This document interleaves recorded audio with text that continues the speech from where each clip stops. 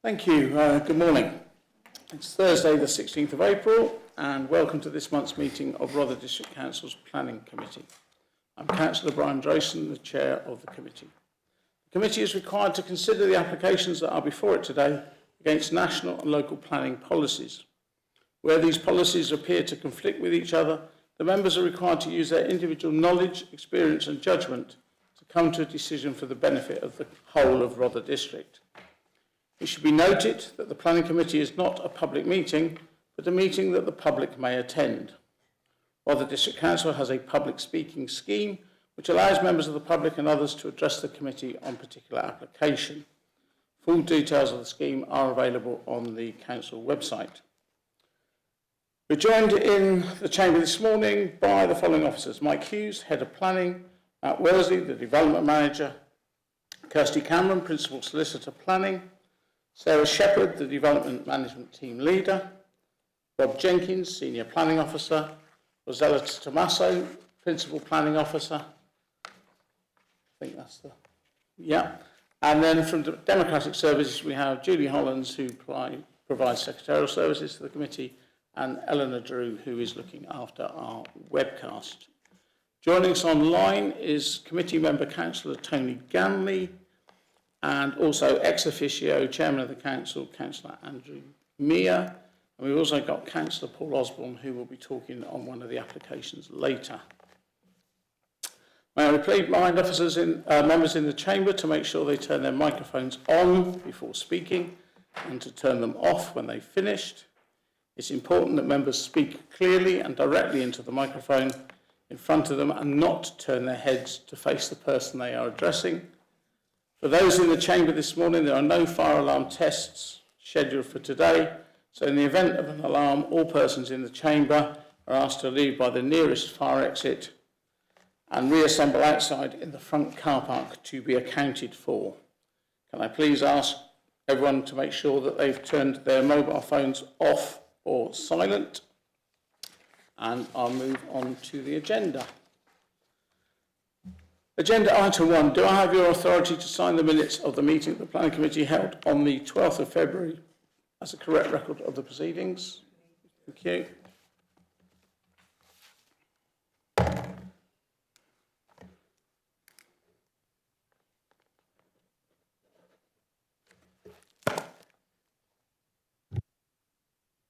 Thank you.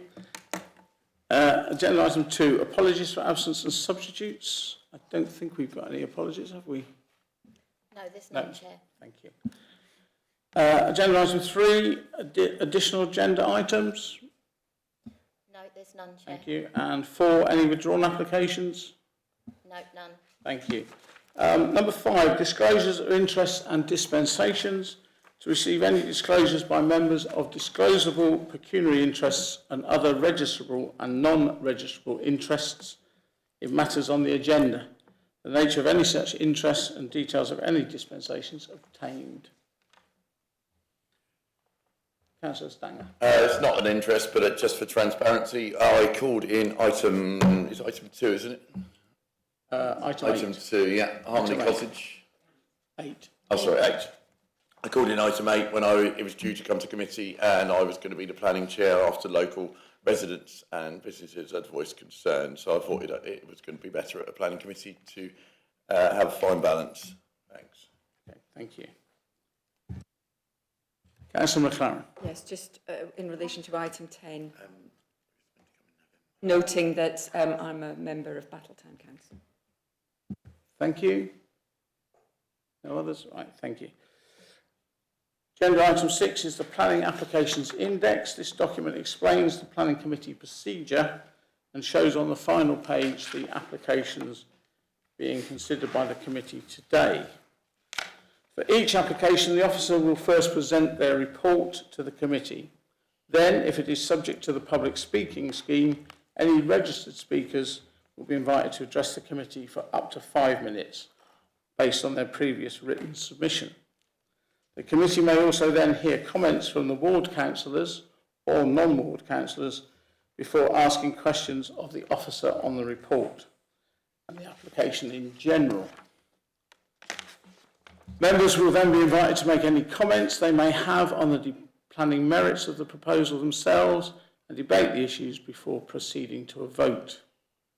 As agenda items 7 and 9 both have public speakers today, I intend switching items 8 and 9 so that we will deal with 7, then 9 and then 8 before resuming the order as published. The members of the committee understand that planning matters can be very emotive, especially for those directly affected by the outcome. Nevertheless, I would ask everyone within the chamber to remain calm and courteous throughout the meeting. Thank you.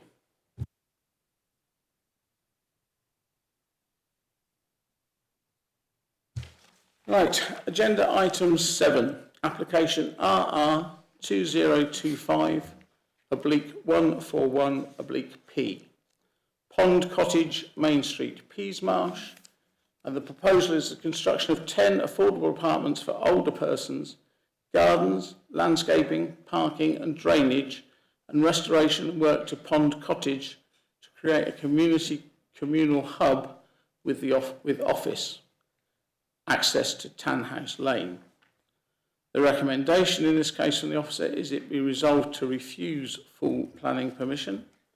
The officer is Rossella de Tomaso. The ward members are Councillor Hacking and Councillor Osborne, and Councillor Osborne called this matter to the committee, stating the reason the proposal offers positive contributions, housing type, economic uplift and social value. I don't know if you want to say any more about that, Councillor Osborne, at the moment, or wait to your speaking part later. If I may, Chairman, I just to sort of say to the committee that the reasons for calling it in by myself was, as you said, this is to me this is a very rare sort of application where someone actually wants to build some affordable housing and is actually funded to do so. So to me it would be good for the village, good for my patch. So I'll listen to the debate with interest and speak again later. Thank you. Thank you, Councillor Osborne. Right, this application is subject to the public speaking schemes, so after the planning officer has presented her report and before we ask questions of the officer, we will hear from the agent, Mr. Ashley Wynne, and then we'll go back to Councillor Osborne. So, Rosella, please. Thank you, Chair.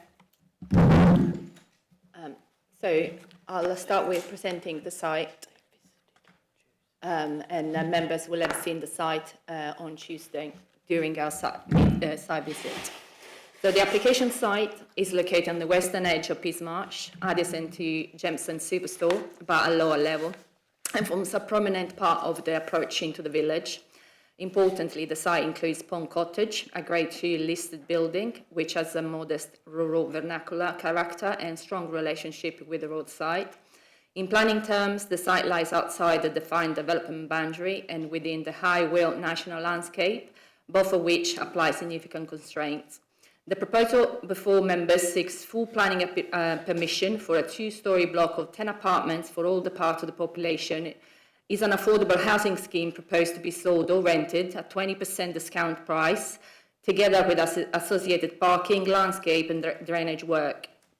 It also includes a refurbishment and change of use of Pond Cottage to provide community use and office space. For the purpose of the discussion, we need to understand the planning context of this site. And so obviously the site is classed as countryside, where new development in these locations is subject to restrictive approach, with only specific and limited exceptions supported. In addition, the site lies within the High Weald National Landscape, which attracts the highest level of protection in national policies and local policies, requiring great weight to be given to conserving and enhancing the landscape character. and Section 85 of the Countryside Act that seeks to further conserve and enhance the quality of the national landscape. Members are required to have special regard to preserving the setting of Pond Cottage as a Grade 2 listed building. Taken together, this consideration create a highly constrained policy context against which the proposal must be assessed. The fact that the scheme offers a type of affordable units is also to be considered, as well as the flooding issues which affect the sites. Therefore, the key consideration, the key issues for members are to consider are the impact of the proposal on the character and appearance of the highway national landscape, the impact of the development on the setting of Pond Cottage. Members must also consider the appropriateness of the design, scale and materials, and obviously affordable housing and flood risk.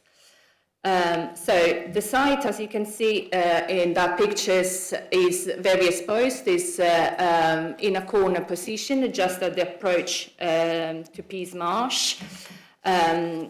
While there has been some development, and there is obviously the Jemson Superstore and car park, it offers a green buffer between the approach to Pease Marsh and the supermarket. There are a number of trees on sites.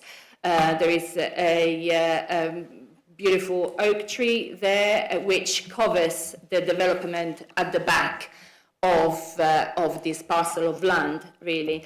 So the proposal will require the removal of a significant number of mature and semi-mature trees, which would replaced basically by a building, which would erode from the openness and highly of this corner. And also, of course, identify the harm to the historic routeways, which have been identified by the Highwheel unit. So the applicant does present the application as in additional trees will be planted on site. However, officers considers that is the natural environment that we have at the moment is considerably different from a type of formal landscape that would be created as a result of the development. So due to the scale and siting of the development, as we can see there, so the building would be very close to the Pond Cottage, the listed building. That distance is about 8 meters, and the size of the actual development is quite substantial. Specifically, the building is some 11 meters in height compared to Pond Cottage, which is, Matt, if you please get the sections, the comparative section on the screen. Yes, please. You will see, so the height of the listed building is 7 meters, whereas the height of the proposed building is about 12 meters. In terms of the depth, so the new building will be 25 meters long and 25 meters deep. So by reason of its proximity and massing, the proposed development would be visually dominant and would be partially obscure the views of Pond Cottage from the public highway, altering its historical relationship with the street and depriving it from its natural setting made up of mature trees. And officers assess the level of harm here as less than substantial. However, it is considered that this harm is avoidable, and members are reminded that great weight must be given to the conservation of the asset and its setting. On this basis, officers conclude that the proposal fails to preserve the setting of the listed building contrary to statutory duties and policy. In terms of design considerations, perhaps if we can go back to the elevations, please, Matt. The proposed building is considered unacceptable. Its scale and massing does not reflect the established built form or rural character of Pease Marsh, and the architectural approach departs from the architectural language across the built form in Peasmarsh. Furthermore, does not respond appropriately to the sensitive landscapes and heritage context. The materials proposed, including stone, are considered not characteristic for residential development in rural location and contribute to the scheme's visual prominence on this location already prominent. So therefore the proposal, officer considered the proposal fails to demonstrate compliance with local policy and national policies and the guidance from the Highfield Housing Design Guide, Peasmarsh design codes, and therefore officers considered that it is incongruous and not well integrated with the existing village setting. In terms of affordable housing, so the submission states that the scheme proposed 10 discounted market sale and rental unit offered at 20% below market value. This form of affordable housing can be met through the National Planning Policy Framework definition of affordable housing, subject to being secured through a legal agreement. However, members of Planning Committee need to be aware that this type of affordable housing element proposed does not meet broader local planning policies, including Peasmarsh neighbourhood plan policies for affordable housing. The viability report submitted with the application indicates that there would be no more than 20% over that the scheme would be financially unviable, and this is accepted because the viability report has been reviewed by the Council independent viability consultant. So officers considered that while the affordable housing offer is acknowledged as a positive element of the scheme, on the final overall balance in the officer opinion, it only carries moderate weight because it is considered that the scheme could be delivered by avoiding harm to the national landscape and setting of the listed building. In terms of flood risk and drainage, Matt, please, if you can move to the slides where it shows the, I think it's the last, sorry, I should have been more on the slides section of things. I think it's the last slide where it talks about flood risk and flooding issues. Yes, thank you. And there is one more.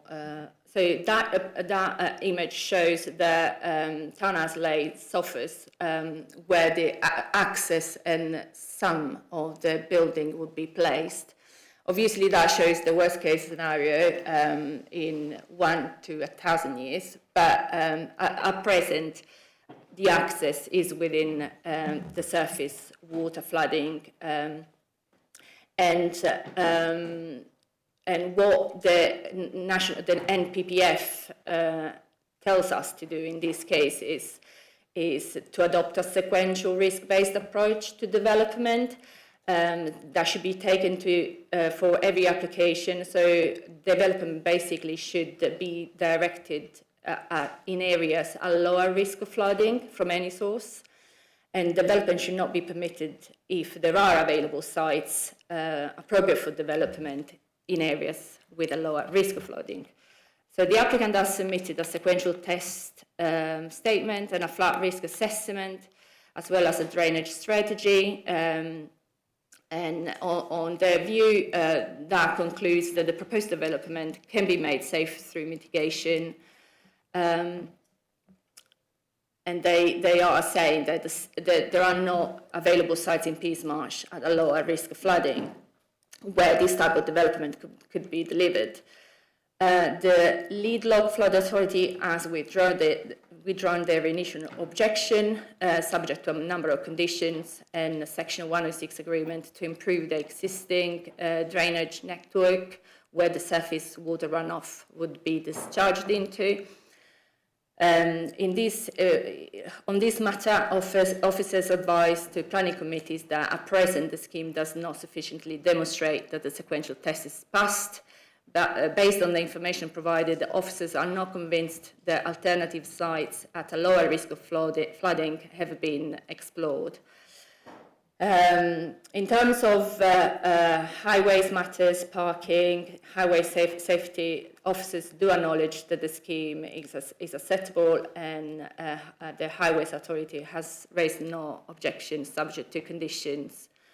Ecology matters can also be secured by appropriate worded conditions, and the submission demonstrates that the development would be capable of delivering the required biodiversity gain.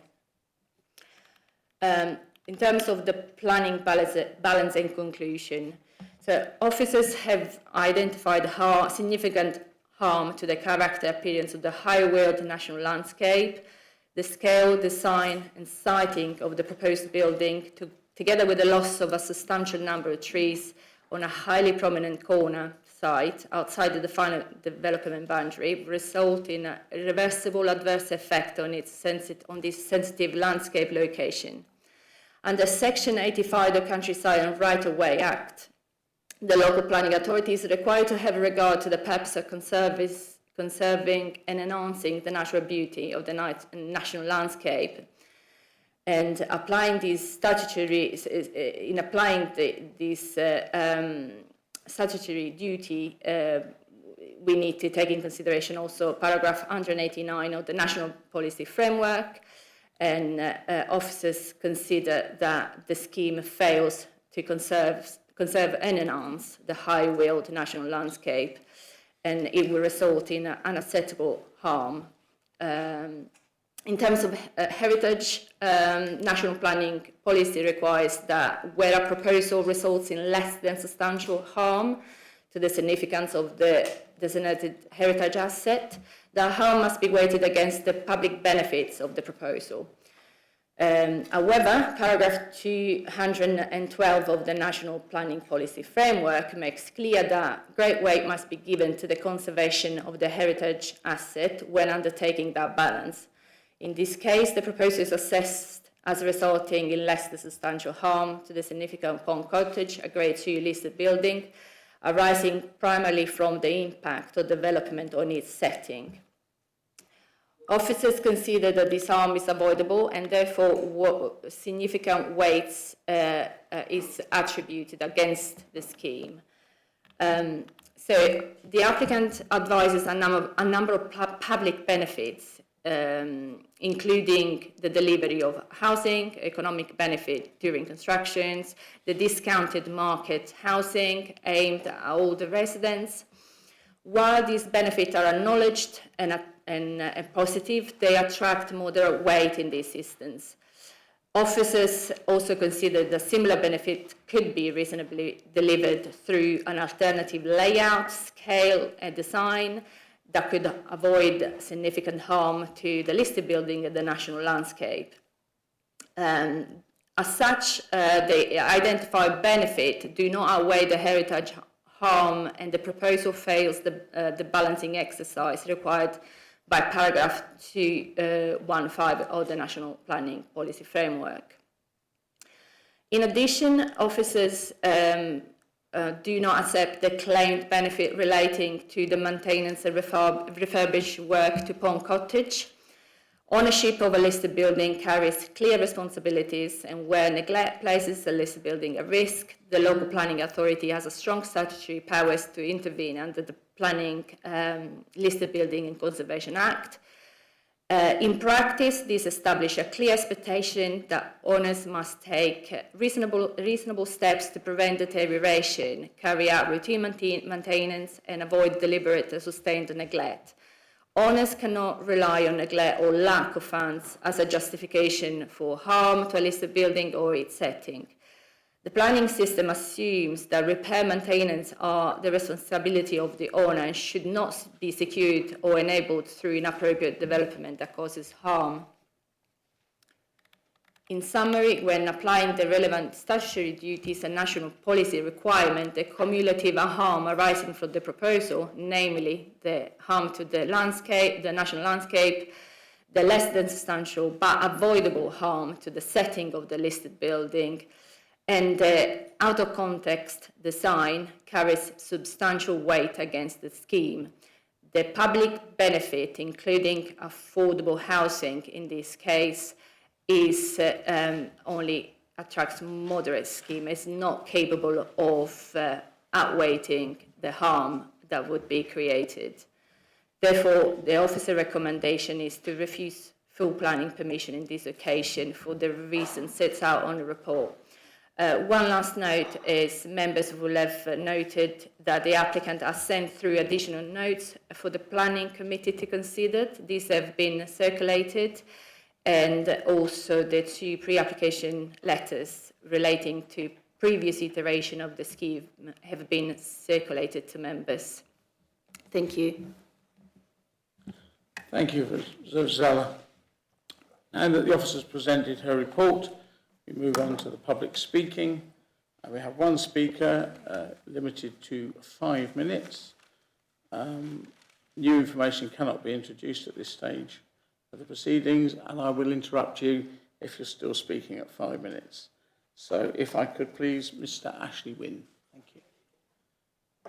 Don't worry, we won't start the timer until you said who you are and you're settled.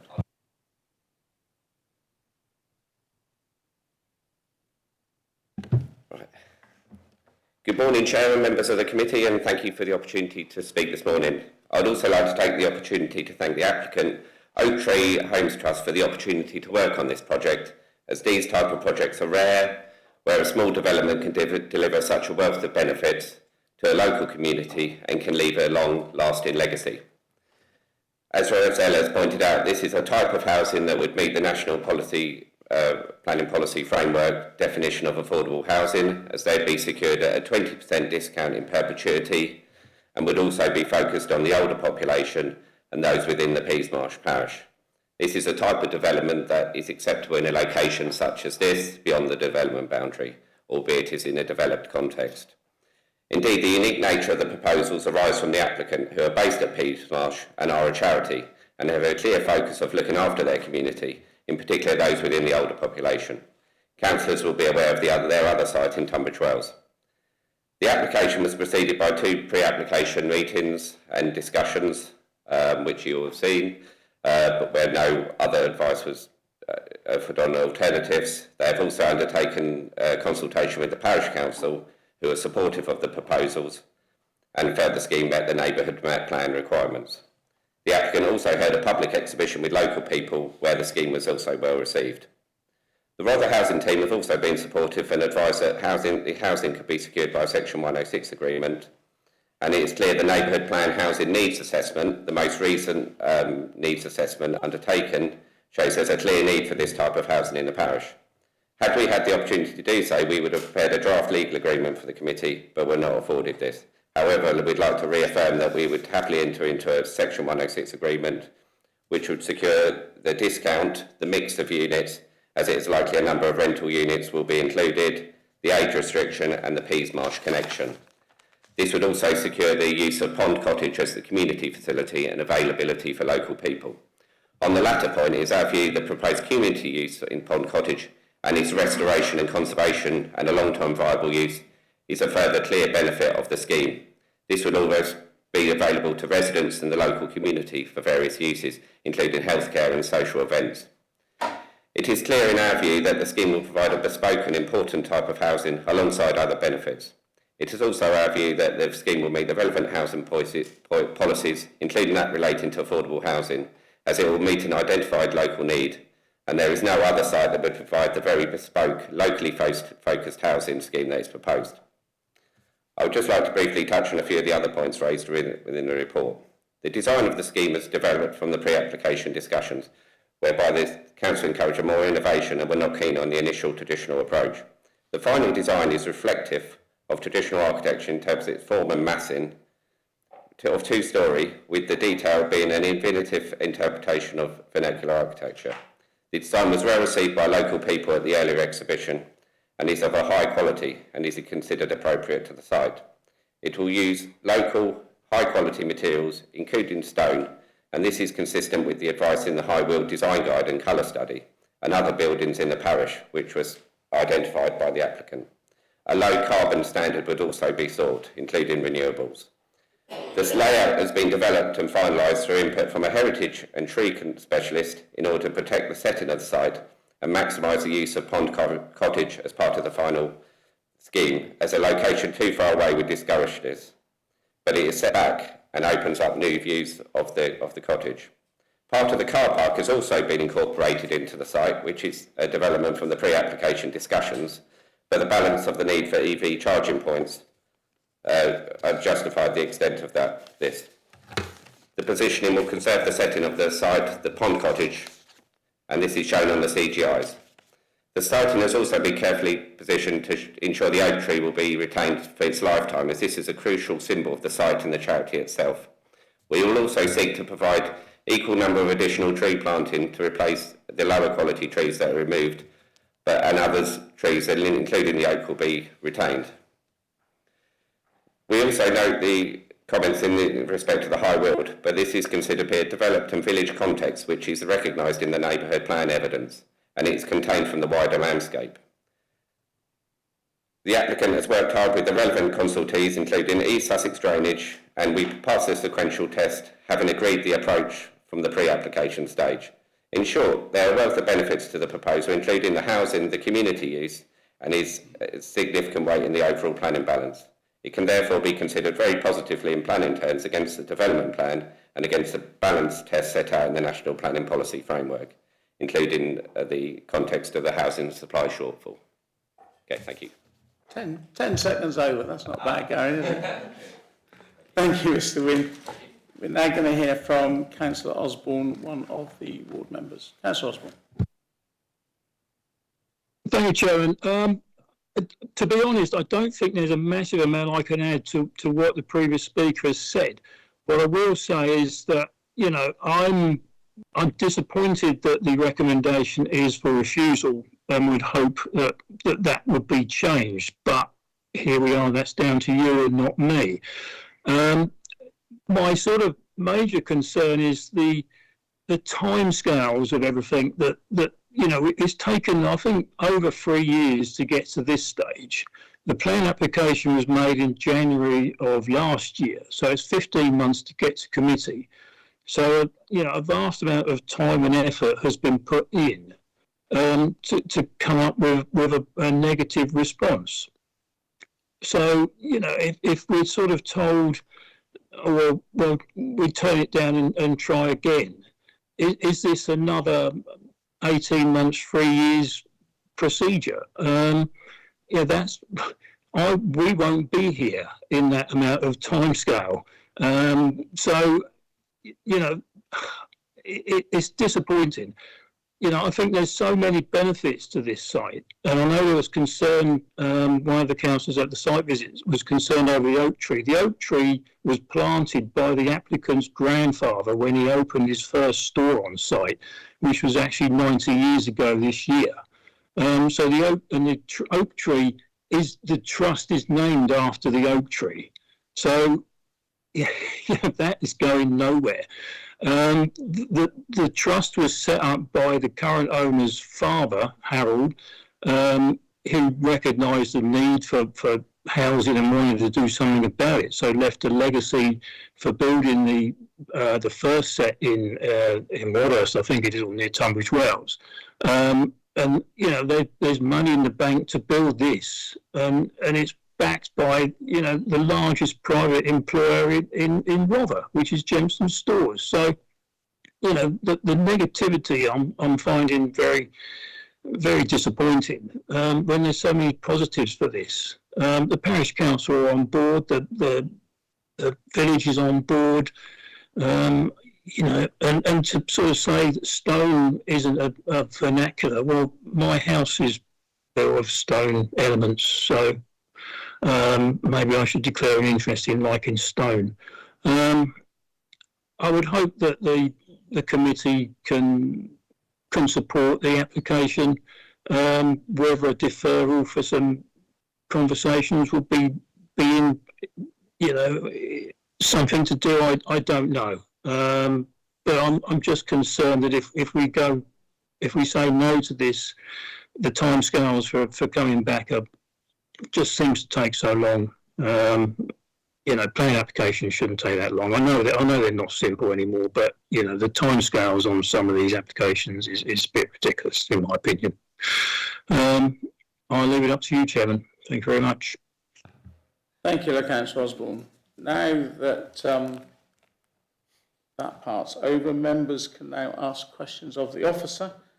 Just a reminder, this is question time at the moment. Please don't stray into comments and debate. It is just questions. Councillor Stanger. Thank you, Chair. Just wanted questions. I was looking through the paperwork and looking online. So why does this site not meet the rural exception site criteria?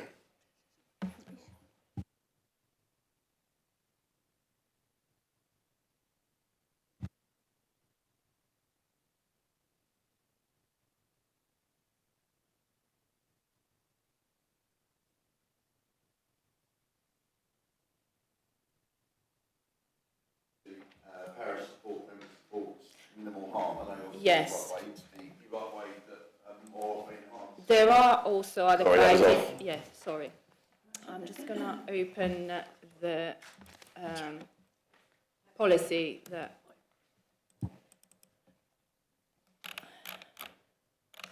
There are also other criteria in that policies that needs to be met, which is one in particular respecting the character of the area, which in officers' view, for a number of reasons, doesn't.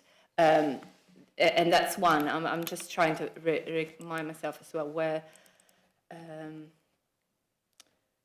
So that would for me would be the first reason. Also, in terms of affordability, the scheme is presented as to meeting the NPPF definition. So it offers those 20% discounted market price discounted houses.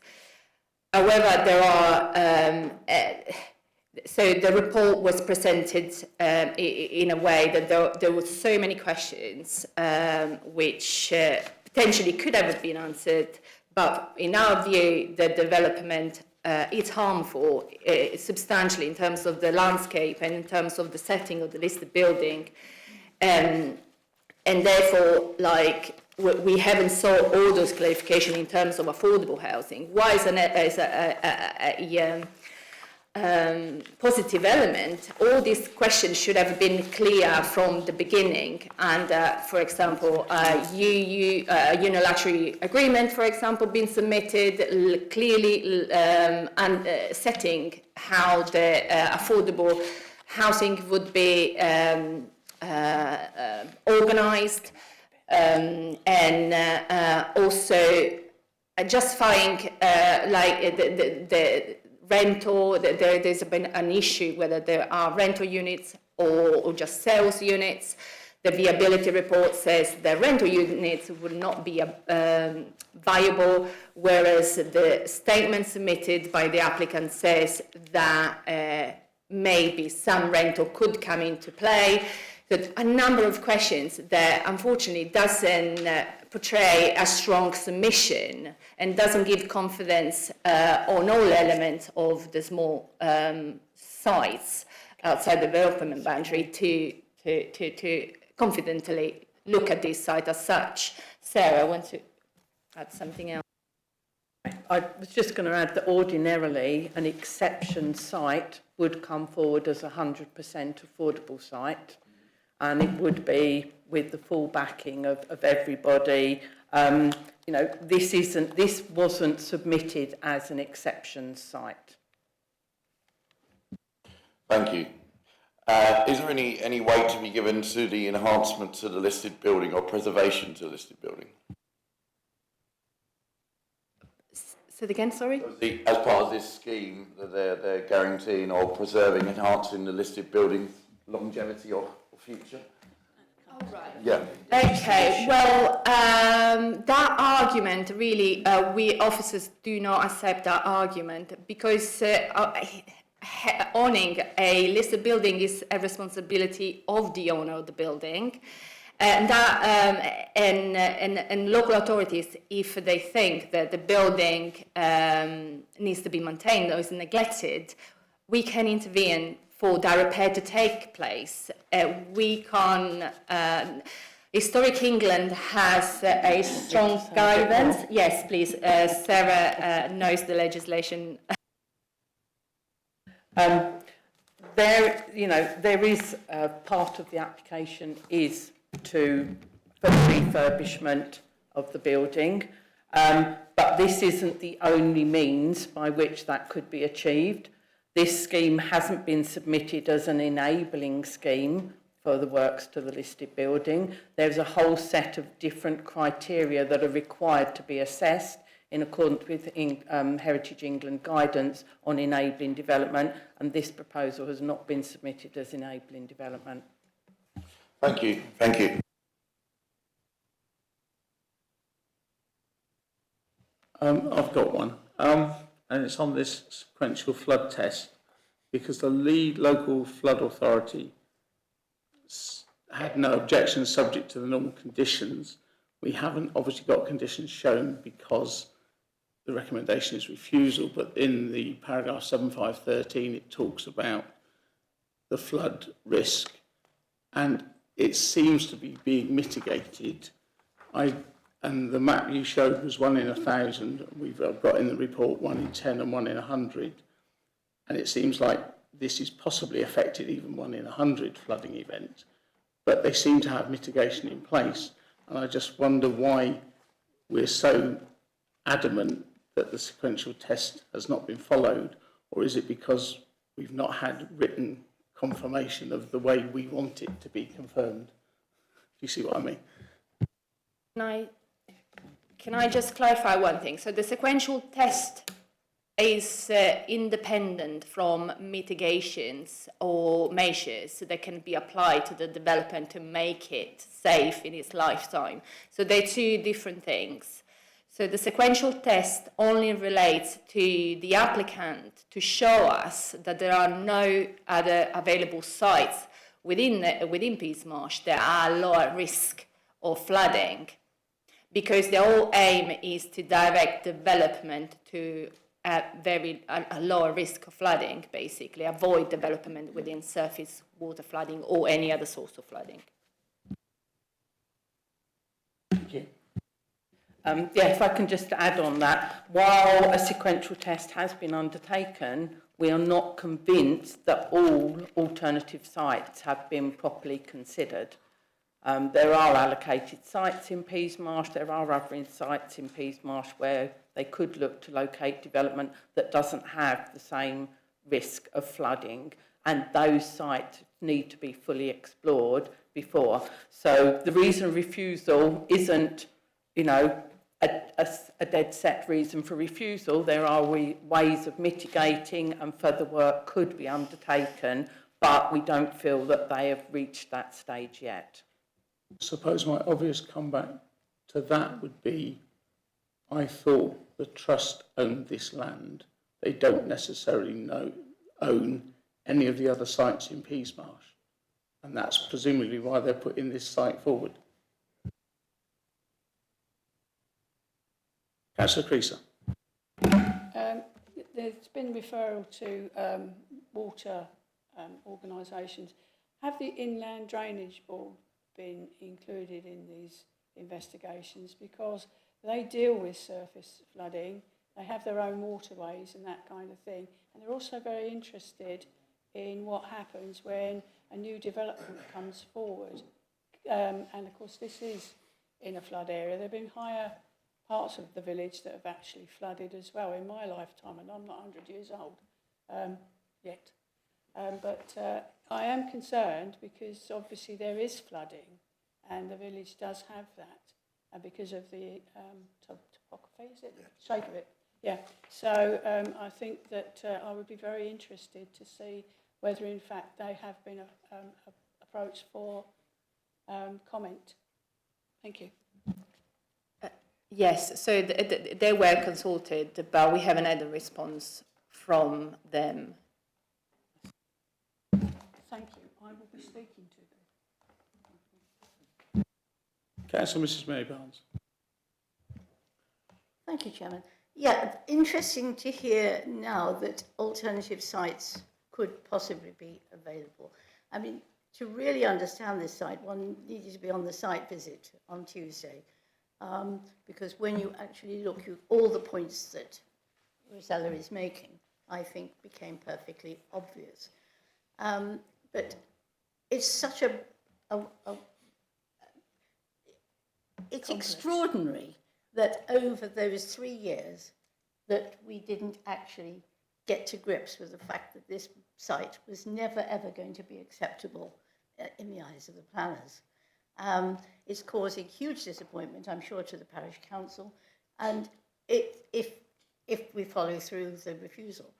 And at the end of the day, I wouldn't like to see us losing what is an absolutely brilliant opportunity.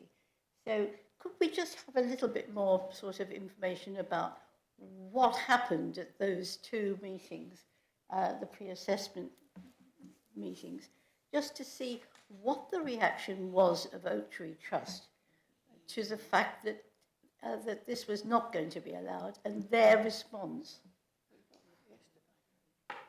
Why did they continue when they knew that it was not going to be acceptable? Well, With this, yes, please. can we just say that it's not an in principle objection? The objection relates to the siting, design, scale, setting of the, and how that impacts the national landscape and the setting of the listed building, and the fact that we're not quite there yet with some of the other elements. Yes, it has taken, they have had 2 pre-application meetings and they've had further response given back on the application. We have tried very hard to highlight the concerns. It's down to the applicant to take those concerns on board and present something else to us. What we've arrived at here, we don't think has gone far enough to address the concerns that have been continually highlighted. So it's not an in principle objection, it's an objection to the scheme that you have in front of you today.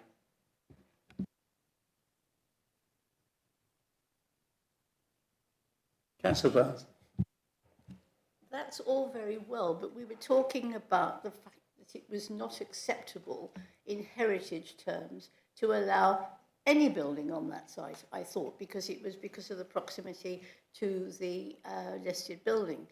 So it wouldn't matter how it looked in terms of being able to house 10 units on that site. It still wouldn't have been acceptable to you, because you would have still said it's still the heritage problem of building there anyway. I mean, we haven't touched on the historic roadway, which was not very long, admittedly, or the kind of cutting down of trees, which we now understand is right. But it seems to me that we don't want to lose the opportunity for this building to be allowed. But on the other hand, we can't allow it because of its heritage association, if you see what I mean. Didn't see a question there. No, it's all right. But your point was made. Chairman, I'm throwing it back because I still don't understand why such a wonderful opportunity and such generosity could possibly lead to a situation where we're sitting here debating whether it's actually going to happen. Can I just reiterate, it's siting, design, layout. It's where it is and what it looks like and its proximity to the listed building. It could be relocated, it could be redesigned. There are other options, we feel, that have not been explored. Thank you. Matt Worsley then, Councillor Grove. Yeah, with that what Sarah and Rosella have said, we have had 2 pre-application submissions. With pre-apps, we look to work with applicants and agents. We give feedback. From that feedback, amendments have been made, as with this scheme. I think on the am I correct in saying on the section plans it showed a higher, taller building previously proposed? So it has come down from there, but our view is still it hasn't gone far enough. So we're not saying, in principle, something can go here. It's just it hasn't gone far enough to address our concerns over the setting of the listed building and the design. So it wouldn't have been right 3 years ago to say, no, you can't have anything here. We sought to work with the applicant and agent to try and get something here. So that's my understanding of the situation. I just wanted to make that point there. Councillor Groner. Thank you, Chair. Did the pre-app, I mean, I only had a chance to sort of try and skim through this morning, but did that cover the design materials? Because a lot's been made in the report of that, especially the large stone facade, which, you know, is quite impressive, impactful. But is that covered in the pre-app? Were those discussions had? There have been discussions in relation to material designs and the letters that the members have had yesterday. But I've noticed that discussion in terms of design and materials have been had. Couldn't find any of that. And it's also that it's avoidable and it could be put somewhere else. I haven't, you know, again, reading these letters, it doesn't come across really clearly. It's just sort of feedback in terms of what the actual application is, but other than the size of it, there doesn't seem to be any consideration of the position, the angle, which was mentioned on the site visit, you know. So the use of the car park at the back as a possible alternative site, or? On pre-apps, we do generally give feedbacks on the scheme we have in front of us. We don't generally suggest amendments as such. That's something that we probably would do under a planning reforms agreement where we work on a few meetings with the applicant. In pre-apps, we generally look at the scheme that we have in front of us and we give feedback on that. Sorry, can we clarify, was there a sequential test done or not? There is a sequential statement provided, yes. Yeah, the comment was the officers didn't think they... Sorry, I just should clarify. Well, this is what I mean, that there was one done, but it doesn't seem that it was adequate. So it's not accepted as having been done then. Is that right?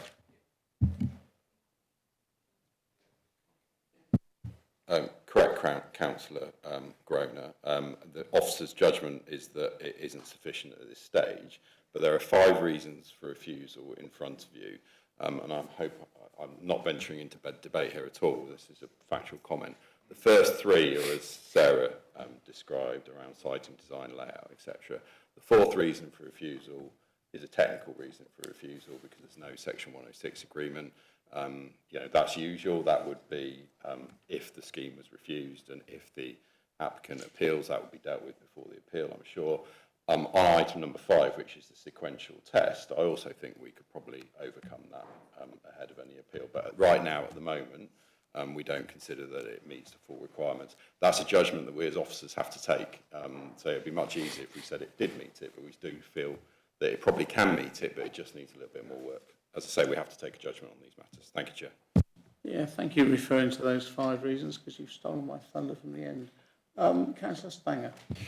Thank you, Chair. Yeah, part of the question before Mike spoke was obviously if it was minded to change, obviously it could be secured legal agreement for the affordable housing. If it was kind of, I know 20% is still, it's classed as affordable, isn't it? I know obviously they said it could be 100% if it was a rural exception site. But, and the other thing would be, say the public, I know in the officer's report, public benefit, they don't feel that it's met the public benefit kind of test, but how much weight should we give that, or should we, it's just all about balance on the first 3 kind of reasons in our minds and what we've got in front of us. So that's the thing I'm at, if you see what I mean. Yeah, I'll take that. So, you got a scheme of affordable housing before you.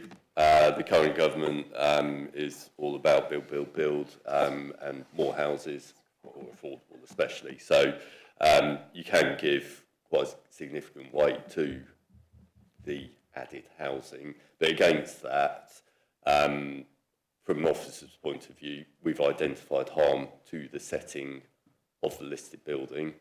That is less than substantial, but at the high end, and you have to give significant weight to that.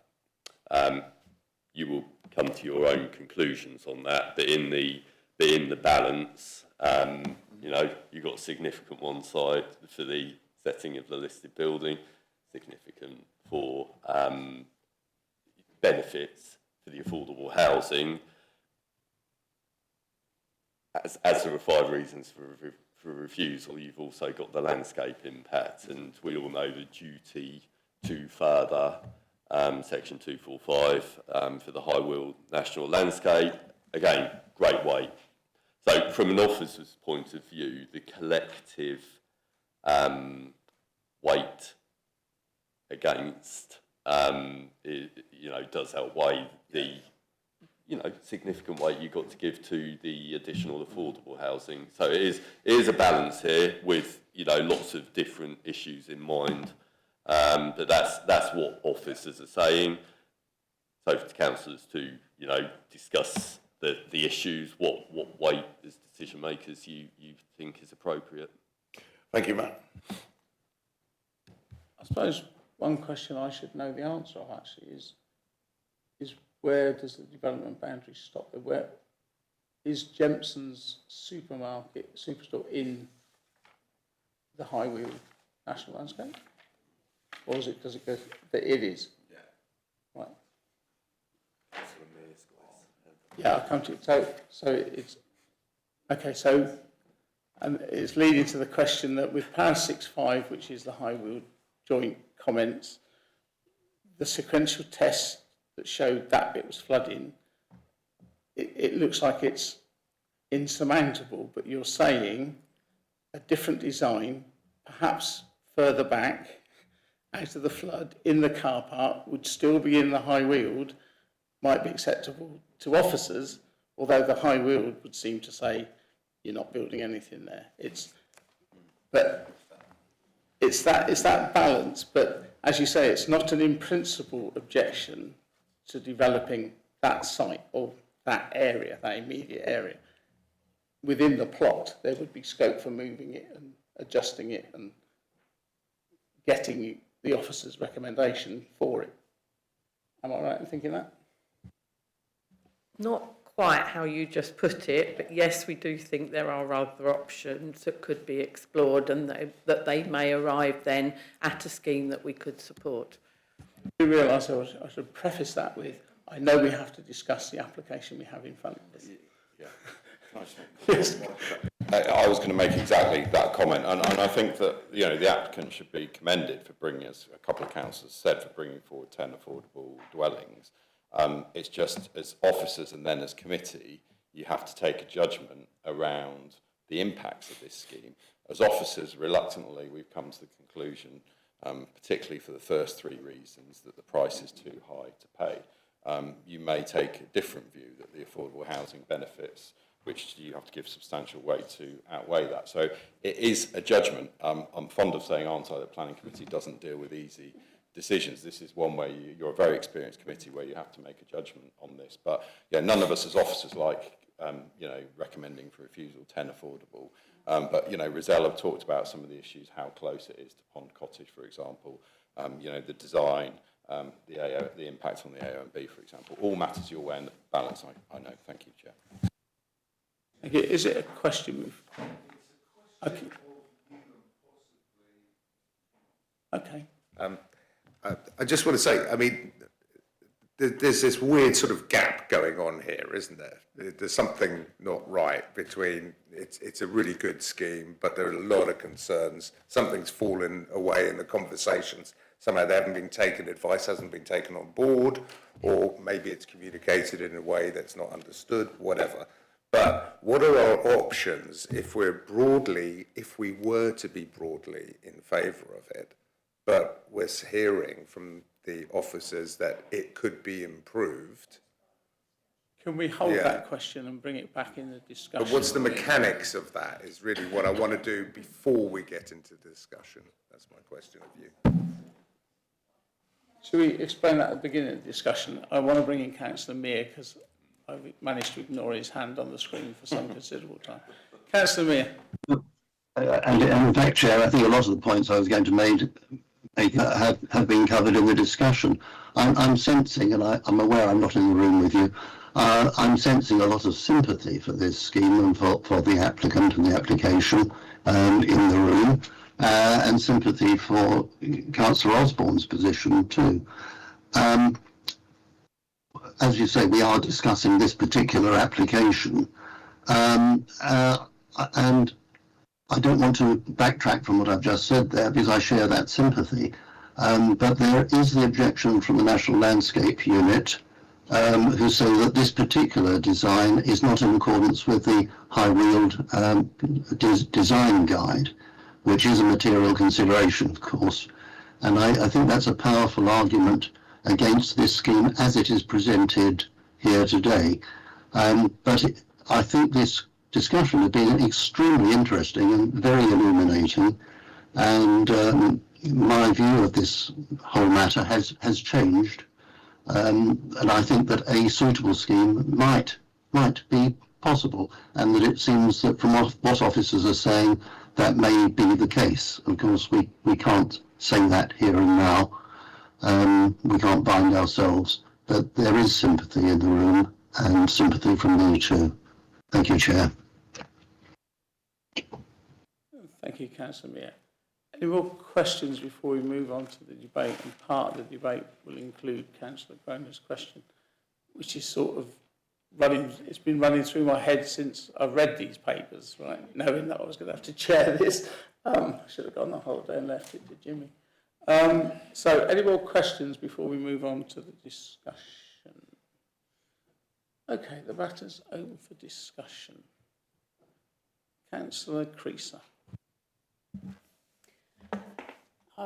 First of all, I'd like to say, Rosella, you did a brilliant job. Really good.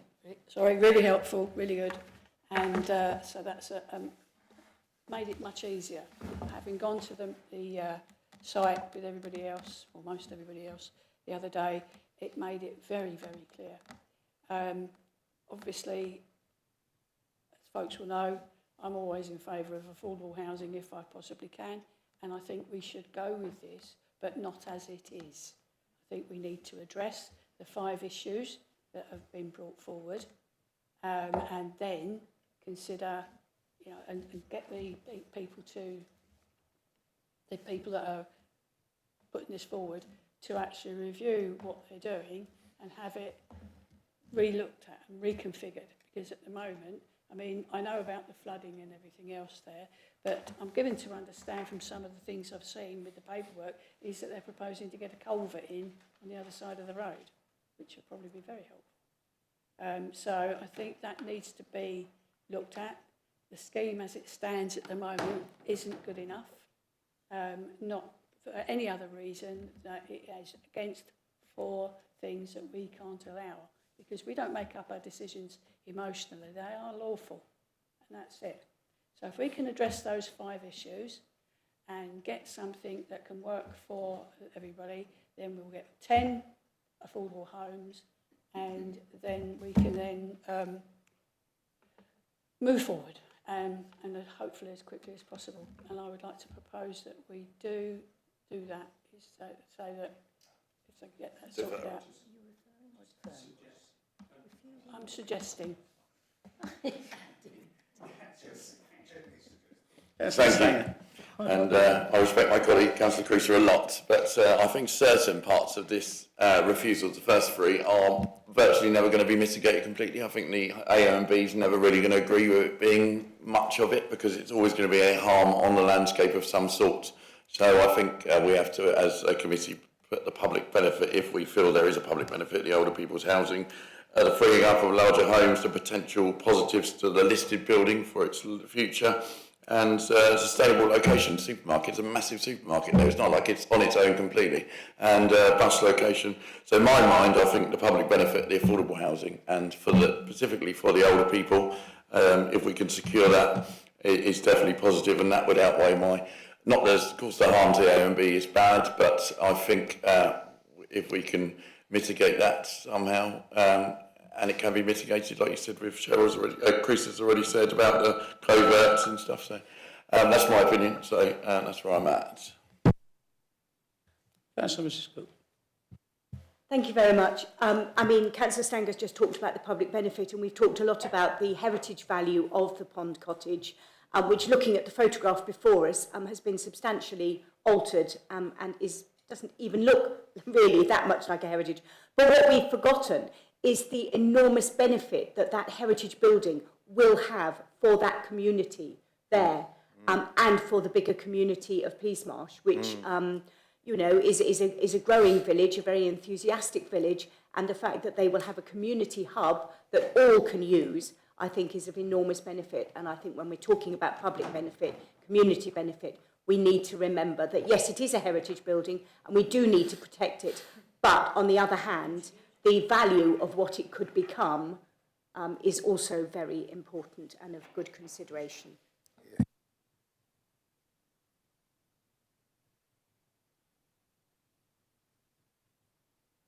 I'd like it while I'm sorting my own brain out. So if you want to say something else, I will talk very slowly, Chair. Yeah, okay. So, Councillor Stanger, I think he's nailed one of the most important things, is that we, you know, nobody would defend the HNWL sort of, or NW than I would, you know, and I think that was negated, though, when a petrol station, a supermarket and a car park was put in behind it, and it's on a major road. So I'm afraid I can't afford very much weight to that, because it's already been negated by previous decisions. I also note in various correspondence that there was that particular site where the homes would go was granted planning permission for an actual petrol station forecourt to be there. So anyway, so that site to me is not sacrosanct in that regard. Then we move to need and affordability.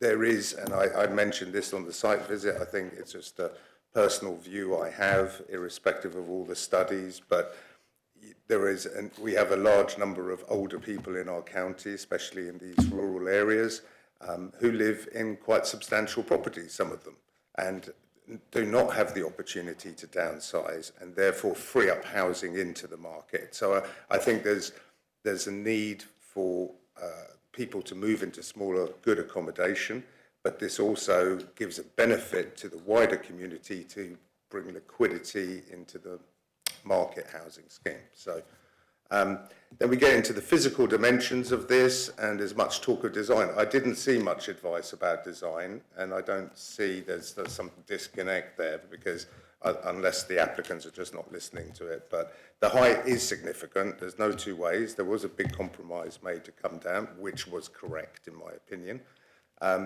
But when you drive through from the other side of Peasmarsh, where it's located, you approach a very, very steep hill where the car park's on the top, and I've heard nothing mentioned of that in the report from that perspective. I came from the other end of Peasmarsh, and as I was driving through, seeing all these absolutely equal two-storey Peasmarshy looking houses, of which there was quite a mixture, I have to say, I was thinking, oh my God, this is going to be incongruous. However, when you approach it from the other direction, and because there's such a high bank of soil behind it, I think that diminishes the height of the building as an issue for me. So that's one of my considerations. The Grade 2 listed building has been chopped and changed around a lot. It is not residential. If there was some lovely family living there, it would be an absolute no-go on this application, but it wouldn't. And much has been said that there's already obligations in place to not let it get dilapidated. That is not the same as enhancing it. And that points into Councillor Cook's point that this could actually become an asset, and at the moment where it's sort of sitting with a lack of sort of purpose and function at the moment. Flooding is still, as long as that's covered in conditions, but it's always for me, is always a serious consideration. But I would like to know that the flooding is being dealt with so that the sewage, those tracks are being dug in properly, and that the culverts, and I know there's a lot of water that comes downhill during sort of high rain events, so that does need to be dealt with. But I just think that the focus of the report is almost a little bit too narrow onto, and I understand, all the different, what are the accommodation needs, it was cited that the neighbourhood plan in Peasmarsh requires 50%, discount affordable housing. Well, we can't give that anyway, because it's just unachievable nowadays. It's just not going to be achieved unless people give away free land. So I think I'm sort of moving towards supporting it. I'm not sure, again, what the mechanics are. I didn't say moving, but I'm moving towards. And so that's my position. I've waffled enough. Oh, and the parish council supports it. So. You did a perfect job in not just buying me time to think, but to actually say very nicely what I think about this application. And my initial thought, and like Councillor Meir, I have changed my mind. You are predisposed to things, not predetermined, and you obviously think yes, and then you look at it and you hear the arguments and you think, because my first thing when I looked at that report, I thought the style of the building looks very much like houses as you go into Eastbourne from Pevensey, and they look really good in Eastbourne. But do they look good here? Well, yes, they do, for the reasons you just said of the stone and the fact the bank's behind it, and it sort of blends in. Yes, it will. Whatever goes there will affect the High Weald, but you make the very valid points that so did the supermarket and the car park and everything else there. So I'm going to come to Mike now, if there's no more discussion. Sorry, we'll come to Mike in a moment when we've had a bit more discussion, unless you think it's valuable to hear from him now about the options we have on this. Councillor Stanger. Yeah, I just had a question. So, for instance, if I was going to go contrary to officers' advice, how much could we be delegated authority to officers to kind of tie up the water and Section 106? And can we ensure that the community building is locked into Section 106? Hold that thought, because Mike can cover that in the whole thing. Councillor Mrs Barnes, you had I think we must just cover the point I would have made, which is that if we were minded to give its approval, we need to set the conditions before we vote. Absolutely, and that's why Mike is going to send us down the rescue line, and we're going to grab it. Mike. I'll let you be the judge of that, Chair. So it's been an interesting debate this morning, and I think shows the role and importance of planning committees at a time when the government is thinking about curtailing the role of planning committees. So I think this has been a useful debate. You've effectively got three options at this point, and both Councillor Mrs Barnes and Councillor Stanger kind of touched on some of this, so did some of my job for me. And the first option is that you go with the officer recommendation and you refuse the scheme for the reasons that are set out in the report. They are sound planning reasons. The second option that you've got is that you approve the scheme on the basis, Councillor Groner and the comments of others, for example, around what you see as the benefits of the scheme. What I would say is that what I've heard from members is you're according significant weight to the affordable housing provision and the community use of that listed building. So if that was the way that you were minded to go, I would suggest that both of those need to be secured through the Section 106 agreement. So I think it would be the recommendation should be something along the lines of, recommend approval subject to a satisfactory 106 addressing matters including affordable housing, the sequential test. Affordable housing and the community use, In terms of the sequential test, I think we probably can get there with further inquiry, as it were. But I think you should, if you're minded to approve, flood risk is really important. You know, we can't be putting elderly people in a location where they're at risk of flood. So, you know, I think you leave that to officers to advance a bit further with the applicant. And if the applicant is willing to work with us on that, I'm sure that we can get there. I also think that we need to ensure that there is a link to the people that are going to be occupying this. There's a local link to Peasmarsh and the surrounding parishes in the 106. That's the second option. Sorry, that was longer than I intended. The third option is that you could defer the application. If it was just a sequential test, then I would say that's pretty straightforward. And in fact, if it was just a sequential test, we probably wouldn't be sat here now, because we would have said, actually, let's try and work on this before coming to members. I'm not so keen on deferral. It's your decision. It's not my decision. I'm not so keen on deferral because I think that it requires, from an officer perspective, and I hear some of the comments, I think it requires fairly big changes. And generally with a deferral, the changes have to be within the ambit of the scheme, you know, fairly modest changes, whereas I think we need fairly big changes. So they're your three options at this moment in time, and it is, of course, your decision. Thank you, Chair. Thank you. Sorry, Mr. Wynne did cover the Section 106 agreement for the securing the Peasmarsh connection and the aging. Yeah. So just a question on deferral. What actually happens? It's deferred but then reviewed again as an application? Or just deferred to hear again at another committee? So it's effectively deferred to another committee, but what if you were minded to go down that route, what I would be saying to you, not least because the applicant and the local community need this, I would be saying to you as committee, what do you want us as officers to secure out of this scheme? You know, what is the issue with it that you want us to work on? It's only fair that the applicant understands that. But generally, as I say, deferral is better. For example, you perhaps had a concern around dark night skies or something like that we can work on, but we would need to be very clear what your concern was that we could work on with the applicant, basically. Because otherwise we could be back here in 2-3 months' time, in the same situation. I note the comments around delays, so thank you, Chair. Yeah, Matt. Thank you. Just to add to what Mike was saying, and yeah, address your question, Councillor Groner, we would report back to you. So once we work, if you defer, if that's the decision of the committee, we would work with the applicant, secure additional information on the sequential test, whatever else you may ask of us, and then at a future committee, we would present that back to you, and you could, you know, consider this again. Two questions, because it's about this time in a discussion that I tend not to look at Councillor Stanger, because I try and get in before he says something. Okay, I'll come back to you in a moment. I've got two things about the deferment. If you deferred, would it have to come back with the same recommendation, or could it come back with a different recommendation? That's the first question. It could come back with a different recommendation, absolutely. Yeah, and that would be our intention, obviously. Thank you. And on the first one, you talked about we could support the application, but that's not what we'd be asked to do. Originally, the recommendation is to refuse it. So our first vote, I would suggest, is going to be on whether or not to accept the recommendation. If we were then to refuse the recommendation, my understanding, that doesn't automatically mean the application is allowed. You've just refused the recommendation. I mean, do we have to go, for example, could we refuse it because we agree with refusal reason 1, but we actually disregard 2, 3, 4 and 5?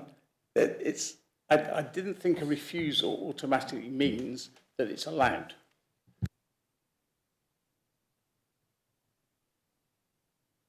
So what happens after that then? What is the process?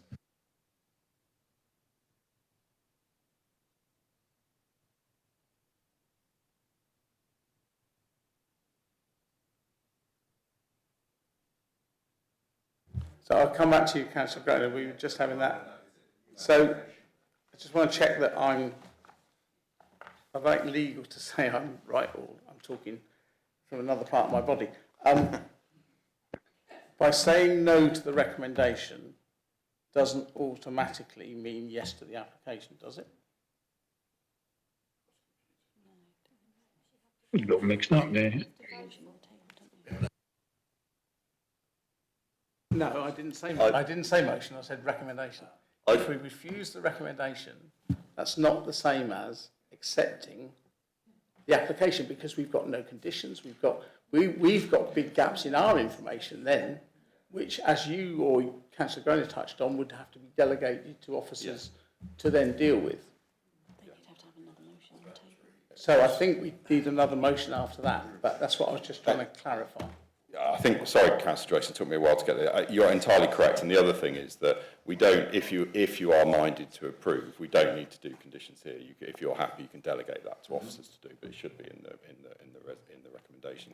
The other thing I would say is, if you are minded to approve, and I'm listening to the debate, and we've had a range of views, I think two things I would particularly draw your attention to, just to ensure that we've got a legally safe decision, and you know this. Section 85 of the Countryside and Rights of Way Act, you've got to have regard to the purpose to seek to further the purpose of conserving and enhancing natural beauty of the area of outstanding natural beauty. You are able to put countervailing factors against that, and Councillor Groner touched on that, around the affordable housing, etc., which I think is what a number of you are doing. And the second thing is Section 66 of the Listed Building Conservations Act, in terms of the impact on that listed building. But again, I think in all the comments that I've heard, you've had, both of those things have been in the comments that I've heard. But I did just want to say that. Thank you, Chair. Thank you. Councillor Stanger. Yeah, based on balance, I think the scheme delivers much needed housing for older people. Council cannot demonstrate its 5-year housing land supply. The proposal would secure the restoration for long-term use of the listed building, and the site is in a sustainable location to services. In my mind, the public benefit outweighs the harm, and proposed. Sorry. Thank you. I know what you're going to go on to say, but I've still got to sort out a little bit of. Well, mine would be all delegated and all subjected to officers as satisfactory 106 and conditions with officers. That's what I said in the first place. So the deferral won't get anywhere, because the High Weald National Landscape is not going to change your opinion, and we are where we are, and the officers are still following the rules, but it's a balance of the committee. One moment while I have a discussion.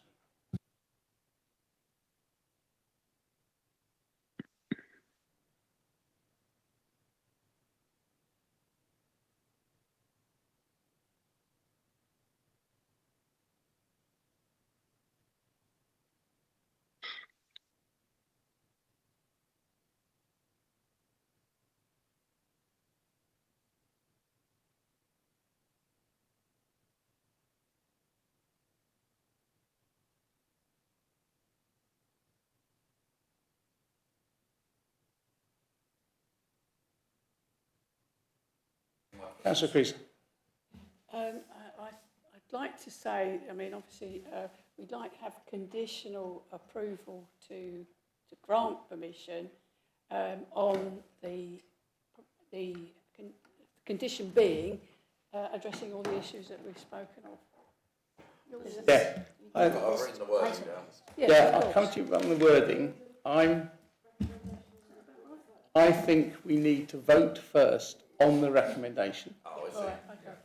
Then if we refuse the recommendation to refuse, we then have a motion, or in part of the refusal, in part of the refusal motion is the reasons why. No, but we need to put the reasons why we're not accepting the No one's proposed recommendation.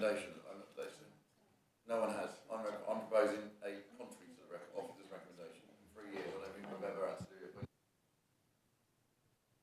it. I propose that we refuse motion, refuse against. There is a motion. We'll get there. We'll get there.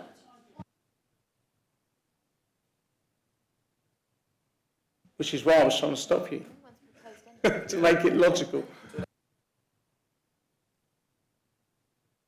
No. Yeah, Councillor Osborne, sorry. Thank you, Chairman. I would just say that the applicant would probably, pretty certain, would be happy to sign any 106 if he was going on the sort of down the approval route to protect the said oak tree as it's part of their name, and the community and local connection to the potential residents, and obviously the protection and continued use of the listed building as a community asset. I thought that's what I'm saying, Chair. Yeah, thank you. I think Mr Wynne made that quite clear during his presentation, but I think he also wouldn't sign a blank document. I know the feeling of the committee. I have the similar feeling. I just want to make sure I get it right. I can't see, even if we go down and say, yes, we grant it, but I can't see anyone here objecting to it. It's not going to go to an appeal. It's not, but I want to get it right. Can I ask Kirsty, legal, so obviously in the normal premise, would we normally vote on something that hasn't been recommended? So the officers haven't been pushed forward the motion at the moment to refuse, is it? No one's put that forward, so where do we sit on voting on something that hasn't been pushed forward as a motion? We need a proposal. He's saying the chairman is saying we vote on something that hasn't been moved yet. Yeah, no, I take your point. I say that's why I was trying to stop you getting to that bit, so I could propose the refusal bit, and we could do that first and get that out of the way. But again, you'll tell me that our constitution says you take the motions in the order in which they're suggested, so you got in first. So, although you haven't firmly proposed it, it hasn't been seconded, so I could, yeah, good. So, okay, so I'm going to move, sorry, Councillor Barnes, because I know you're a bit of an expert.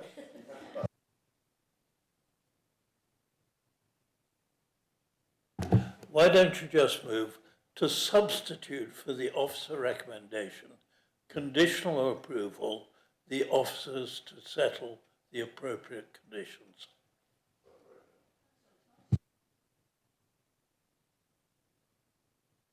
Go on then. My draft wording is proposed planning permission subject, contrary to officer's advice, subject to satisfactory 106 legal agreement and delegated authority for all conditions and outstanding matters. But it needs something added to it. Yeah, I think that's very good. Can I just suggest that it's satisfactory resolution and sequential test as well? A sequential test, you want to page 2, yeah. Oh, was it? Sorry. Sorry. Chair? One moment. I'm going to muddy the waters.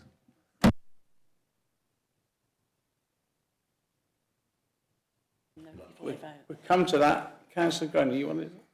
Well, I'm just more mindful that there are so many sort of issues, and there is sort of still this gulf in so many areas that I would be much more comfortable that it comes back before committee, having had all those discussions, but subject to the members signing off and approving.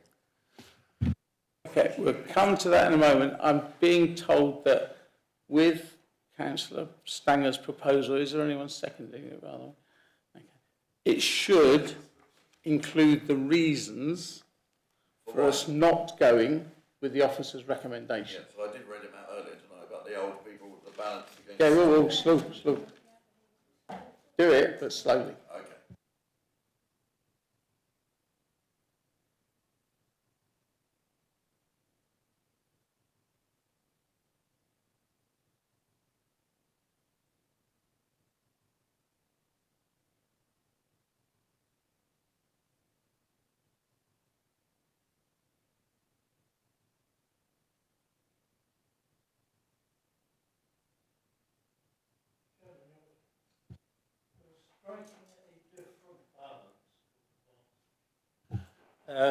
You are saying that the community benefits of the scheme as proposed outweigh the harm to the national landscape.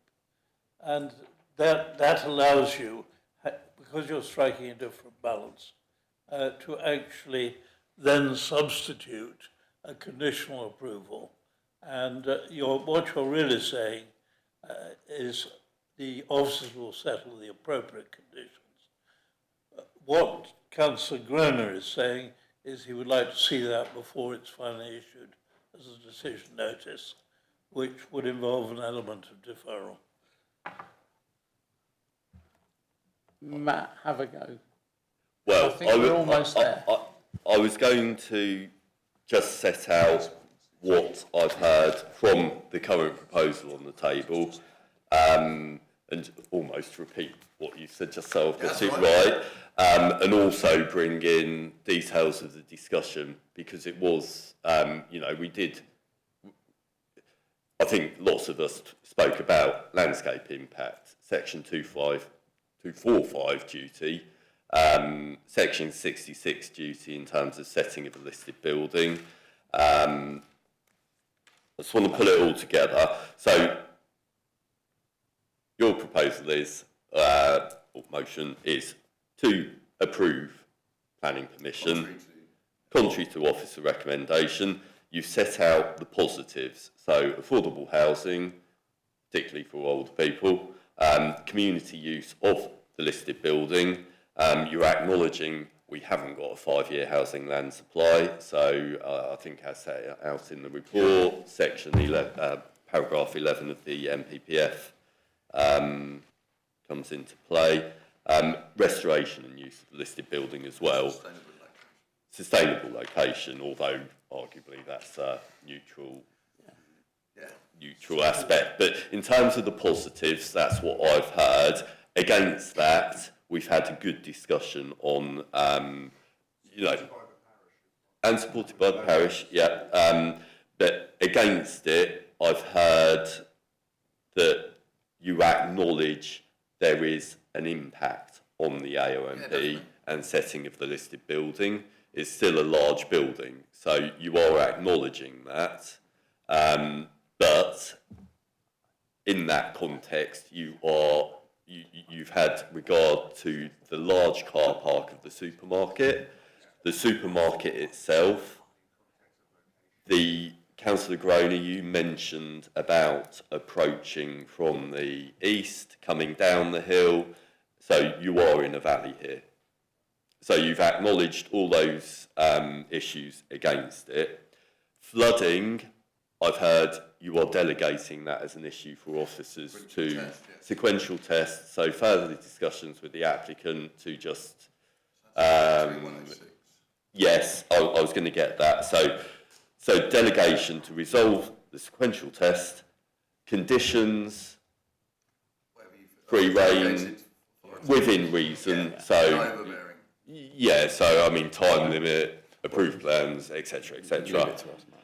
That's fine. Section 106, affordable housing, community use of the building, and then there was mention of this tree, whether that's condition or legal agreement, I don't know. Have I missed anything? Okay, and in turn, Councillor Groner, I think your suggestion of deferral, that would be for a separate motion if this fails. Sorry, that's my understanding. Matt, could you just, if for instance, just looking ahead and this went through, could you send out the list of conditions to committee members? Obviously, you haven't got to get them agreed, but just as a... Mike will take that. I'm going to be honest here, and this is that's what you pay your officers for, to be honest. You've just considered the really, and I appreciate that you've put a different view, you've just considered the really key issues of this, and Matt's run through them, and don't worry, I'm not going to go through them again. But, you know, around conditions in the section 106, we've got a structure, we know what we need to do. I think I would say that's what you pay professional officers for.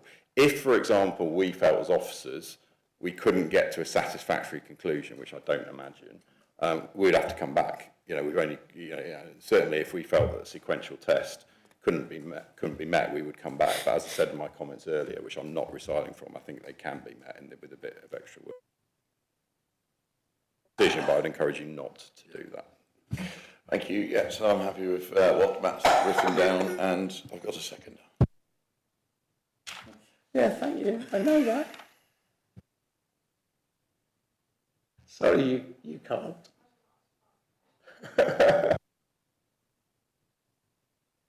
Right, so I'm not going to go through it all again, but I can see Matt's notes. We've heard what Matt said. The proposal is that we grant conditional planning contrary to the recommendation of the officer, in line with what Councillor Stanger and what Mr. Worsley had just written out.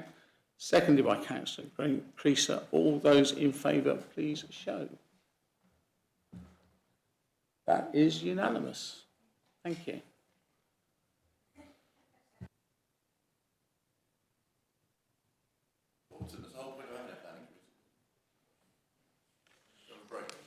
No. I would normally have a break, but we have a speaker in the next agenda item. Actually, the coffee gets produced, doesn't it? Yeah, 15 minutes. Back at 11:30, please. Thank you. Thank you. 9, which is application RR 2025/2002/full. The address is Owls Castle, Cottage Lane, Westfield, and the proposal is for a private artist studio on an existing concrete slab. The recommendation in this one is it be resolved to refuse full planning permission. The officer in the case is Reuben Hayward, but Matt Worsley will be presenting his report. The ward members are Councillor Cooper and Councillor Maynard, and Councillor Cooper is here to speak as a ward councillor. It was also referred to the committee, called in by Councillor Cooper. Do you want to say anything on that, Councillor Cooper, now? I mean, I think I'll wait until I speak, okay, thanks. Thank you. So, this application is subject to the public speaking scheme. Therefore, after Mr Worsley has presented the officer's report, and before we ask questions of him, we will hear from Jodie Carey, the applicant. Then we will hear from Councillor Cooper before we go into questioning the officer. Matt Worsley will now present the officer's report, if you please, Matt. Thank you, Chair.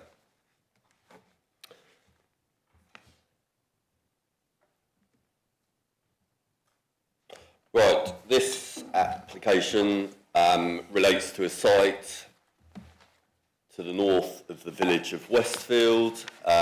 Most members visited on Tuesday this week, where we walked down the track, which you can see on the screen just about, via Owls Castle, the house, and then further north down, through the garden and then into the woodland paddock area, where this proposed structure would be sited. The proposal before you is described as a private artist studio. It would be on the base of a previously approved stable block for horses and goats, I believe. So the groundwork for that has taken place. It could be continued in the future. That structure was granted about 26 years ago. This application also follows on from a previous application which was withdrawn on officer advice.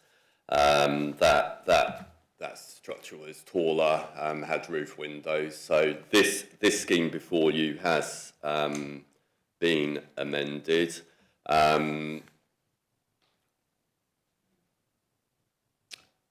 However, it would be on the base still of this stable block.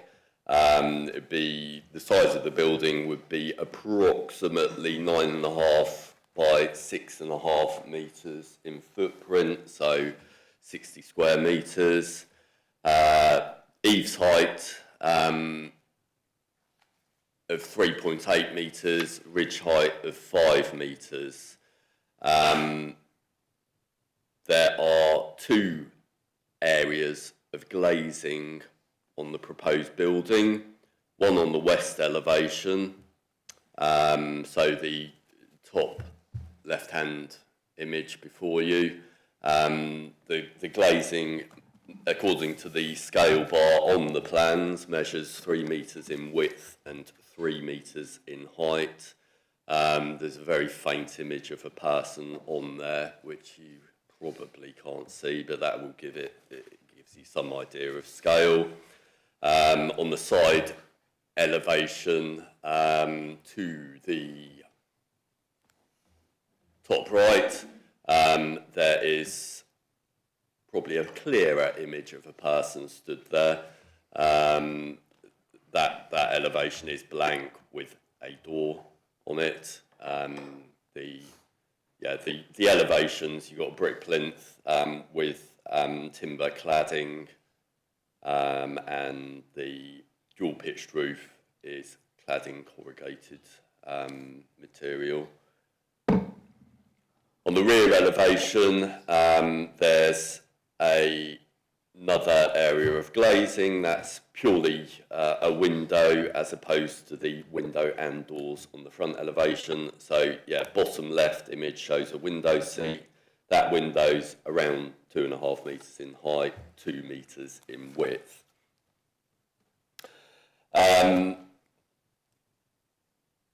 On the submitted plans, the site plan, the red line was drawn very tight around the proposed site of the building, but within the proposal there is native planting in the adjacent field.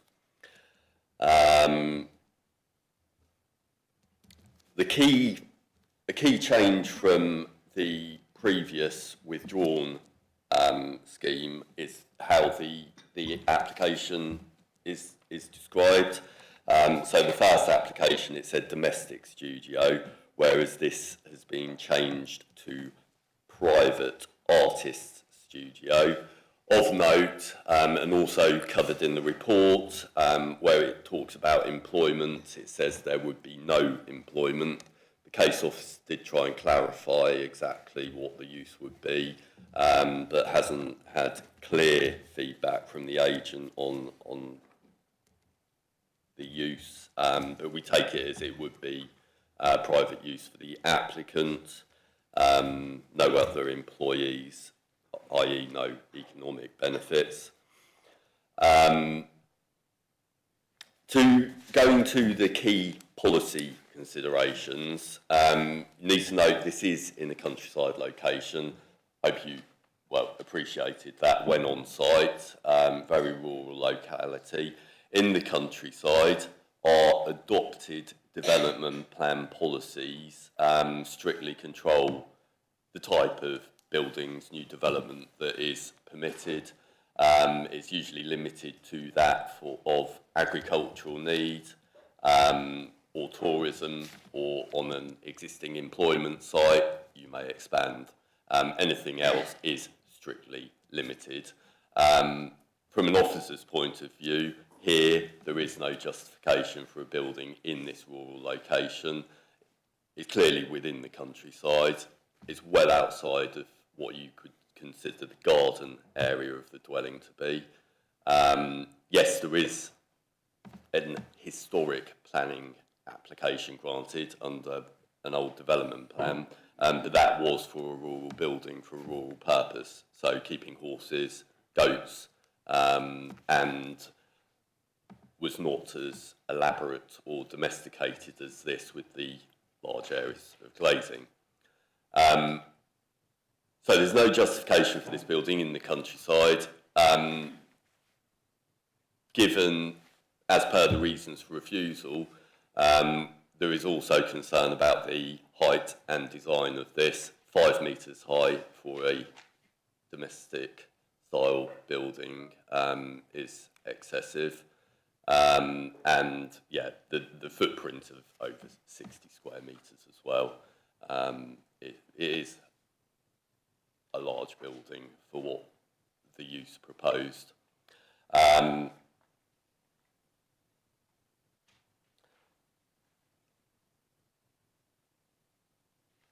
The other point we weren't clear on was access arrangements. We, as explained earlier, walked in through the unmade track to the south.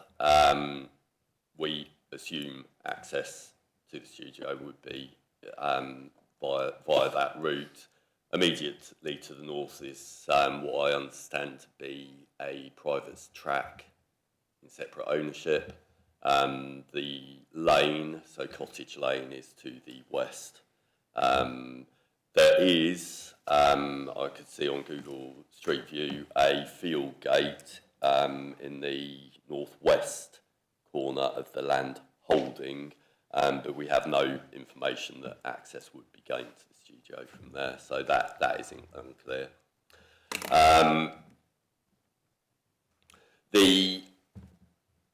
On the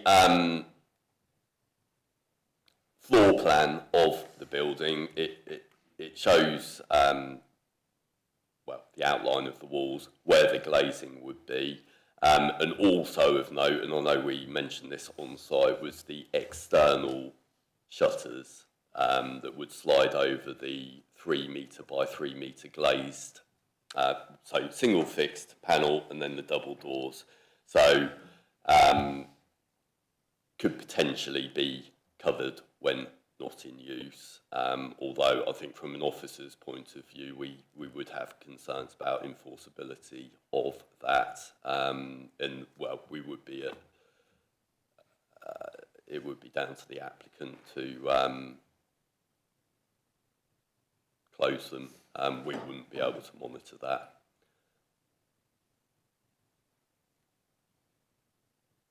The final few slides provide you with photographs of the base that we stood on, with surrounding trees, obviously taken in winter, no leaves on the trees.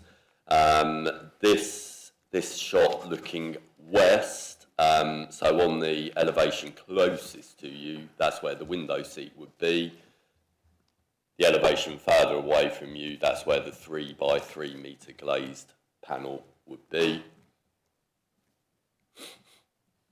Looking east, that is, so you would have your back to the window seat here.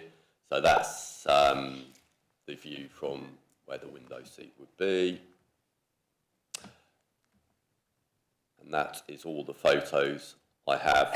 So just in summary, the concern here is over the, well, principle of this domestic style building, artist studio in this countryside location is not supported by our policies, and we are concerned about the scale and impact on the landscape of the High Weald National Landscape, which, as mentioned earlier, we do have a duty to further.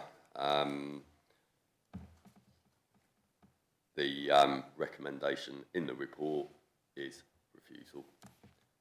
Thank you, Chair. Thank you, Matt. We now will hear from the applicant, Jodie Carey. If you'd like to come to the speakers, thank you. Once we've started, you have 5 minutes to address the council. If you're still talking at 5 minutes, I'll interrupt. But obviously, I'll give you 10 seconds leeway, as I did the last one. So when you're ready, thank you. My name is Jodie Carey, and I wanted to be here today to put a face to an application.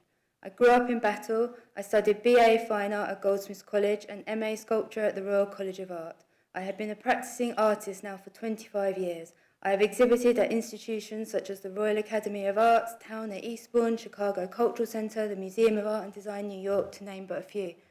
We moved to Westfield 2 years ago. We looked for a long time to find what we were looking for, and Owls Castle is our forever home. We see ourselves very much as custodians of the land we are now so fortunate to own. We do not want to develop it, we want to protect it. But in order to do so, we need to live our lives on it.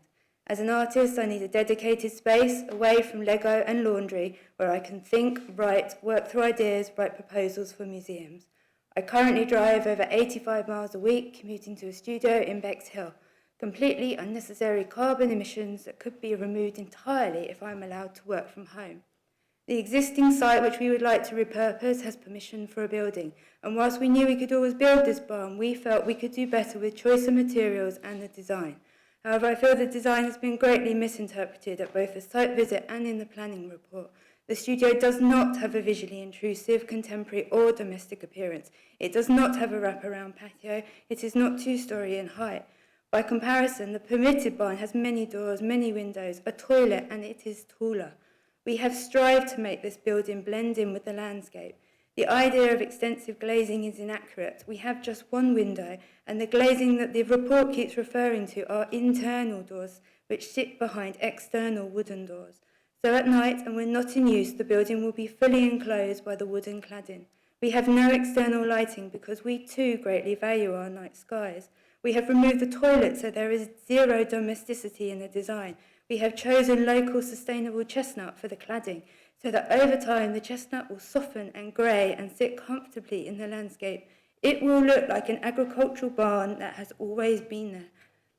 Building the studio is part of a much wider, long-term plan to increase biodiversity. We actively want to plant trees and grow native hedgerows. I'm already in talks with the Woodland Trust, and we plan to plant at least 150 trees between the road and the existing site. This is not merely landscape enhancement, as noted by the officer, but the creation of new woodland that will create significant, long-lasting new habitats. The report says this planting cannot be taken into consideration as it sits outside the scope of the site, i.e. outside the dimensions of the concrete slab, but the building does not sit in isolation, it sits within this landscape. I agree it's difficult to see the building where it is currently sited. You have to physically stop your car on the bend to see it, and when the new woodland is created, it will be invisible. It will not have a visual impact on anyone. However, it cannot be described as isolated and remote. Our neighbour's agricultural barn, barely 40 metres away from our site, has planning permission for it to be converted into a photographic studio and 3 light workshops. I have timed the walk from my house to the site, and it takes 1 minute and 15 seconds. The officer said there is no policy to support a domestic space outside the curtilage of the house. However, there is policy to support a holiday let, and I find it contradictory that a stranger is allowed to read or paint or embroider in that space, but as the owner of the land, I am not allowed to. Instead of repurposing the current building, they would rather I create a new one, 55 metres closer to the house. This is not an easy alternative. Our house sits at the very top of a hill, so instead of being hunkered down at the bottom, hidden, the studio will sit at the top of the hill, entirely visible for all to see. It will change the view of our house from the road, which must have been the same since it was built 1800s. We also have lots of power cables going over our garden, servicing neighbours, so all these would have to be moved. The carbon footage of starting again, digging out, pouring a new concrete slab, moving the electricity, potentially removing and disposing of the existing slab will be significant. It seems completely illogical to me to build new rather than repurposing the existing building. Holiday lets may bring tourism into the area, but please don't underestimate how much artists and the arts bring to areas. I myself often run outreach programs at the museums where I exhibit and I lecture at universities and colleges. You cannot reduce artistic value to purely economics. Its reach is far greater. If you have ever visited an art gallery, watched a film, listened to music, or taken your children to a creative workshop, none of these would be possible without the artist. But it takes a community. It is not just that one artist, it is that all artists that contribute and make that possible. This is a sensitive diversification of agricultural land with strong social and environmental objectives. Thank you. Thank you ever so much. I know it's not easy to sit in a room full of strangers and play your case, but thank you ever so much for that. Now, are there any questions for the officer before we begin discussions, please? Oh, sorry. I wasn't picking up the evils from you there, Councillor Cooper. I was getting told. The Ward Councillor, Councillor Cooper. Thank you. I would like to assist members in considering whether the reasons for refusal accurately reflect the fact of this proposal, the established planning history of the site and the overall planning balance. The starting point must be the existing permission. Planning permission is already in place for a building in this location. The principle of development has therefore been explicitly accepted by the local planning authority. Members are not being asked whether a structure is acceptable here, but whether this revised proposal, which is demonstrably less harmful than what is already approved, should be supported. The existing permission allows a building with more windows and doors, more domestic features like a toilet, and materials that are less sympathetic to the high weald. By contrast, the proposal before you reduces external glazing, removes the domestic features, uses a more muted and landscape-appropriate material palette, and presents clearly as a simple agricultural barn. Put simply, the scheme is visually and functionally less intrusive than what is already permitted. Turning to design and glazing, it is important to correct the record. The refusal describes the proposal as a contemporary, visually intrusive structure with extensive glazing. With respect, that description is not supported by the submitted drawings. This is not a contemporary building and it is not visually intrusive, and it does not involve extensive external glazing. Any door glazing is internal only and located behind traditional chestnut shutters. As a result, it does not read as glazing externally, it does not create light spill, and it does not compromise the dark skies, which are a valued characteristic of the High Weald. Externally, including at night, the building reads as a traditional agricultural barn. Compared to the existing permission, it has fewer openings, not more. Members are therefore invited to assess the proposal on the basis of what is actually proposed, rather than on a characterisation that does not align with the plans. On curtilage and countryside policy, the refusal places significant weight on the building being outside the residential curtilage and not related to agriculture or tourism. However, planning policy does not solely restrict countryside buildings to agriculture or tourism uses. National and local policy positively support home working, small-scale rural enterprise and appropriate development where landscape harm is avoided. This artist studio is low intensity, operated solely by the occupier, non-retail and non-visitor based, and capable of being tightly controlled through planning conditions. The determining issue is therefore impact, and no unacceptable landscape, visual or amenity impact has been demonstrated. The proposal also reduces the carbon footprint of the enterprise by providing a dedicated place of work on site, avoiding regular commuting and associated vehicle movements. Members' attention is also drawn to a factual inaccuracy in the refusal. It states there is no access to the studio. That is incorrect. There is a concrete access path already exists to the building location. It was installed by the previous owners and has been in place for some time, and it provides a clear and safe access without any new engineering works or landscape harm. The neighbour support and consistency are also material considerations. Full neighbour support has been submitted with no objections regarding noise, traffic or rural character, and the parish council were generally supportive of this application. It is also relevant that a nearby barn next door has previously been granted permission for use as a photographic studio, also outside their residential curtilage and in a comparable rural setting. Members may reasonably ask what material differences justify a different decision in this case. None are clearly identified. Finally, and importantly, this proposal forms part of a wider conservation project at Owls Castle. This includes the active management of ancient woodland, new native woodland planting, the strengthening of hedgerows, and the conservation of a spring-fed woodland pond, a rare and ecologically valuable feature whose ongoing survival depends on active management. The artist studio provides a modest place-based income stream that helps sustain this conservation work over the long term.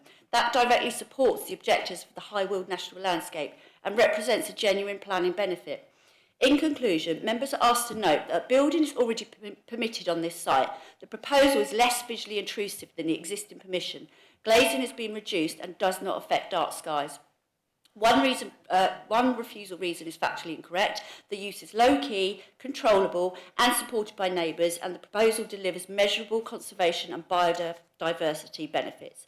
Against this, the refusal relies on misdescription, insufficient weight given to the existing permission, and an overly rigid interpretation of countryside policy, unsupported by demonstrable harm. Members therefore have clear, sound and defensible planning grounds to overturn the recommendation and grant permission subject to conditions. Thank you, Chair and members. Thank you, Councillor Cooper. So now, before we move to discussions, it's question time. Does anyone have any questions for the officer, please?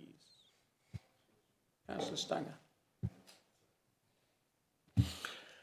Just a question for officers. Can you confirm if the proposed studio is considered auxiliary to the main dwelling rather than a separate independent? So it's been classed as within the curtilage of the kind of raft. Yeah. Do you know what I mean? I believe so. So the annex rather than almost an annex. Ancillary. Ancillary, sorry, rather than independent standalone. Well, it's unclear. I mean, the proposed building is within the land holding of the applicant. The plans show that, but because of the separation, it's very remote from the house it relates to. So it could be used as a standalone artist studio. There wouldn't be anything stopping that being sold off in the future, for example. So no, I can't confirm that it is ancillary. And it could ban any use for like dwelling, because that's probably a concern for the future, isn't it? Yeah, it is a concern. I mean, sorry. The description describes the use, so private artist studio. You would need, well, unless permitted development right supply, you would need permission to change the use. But yeah, you could add a condition to safeguard on use. Thank you. Any other questions? Councillor Groner.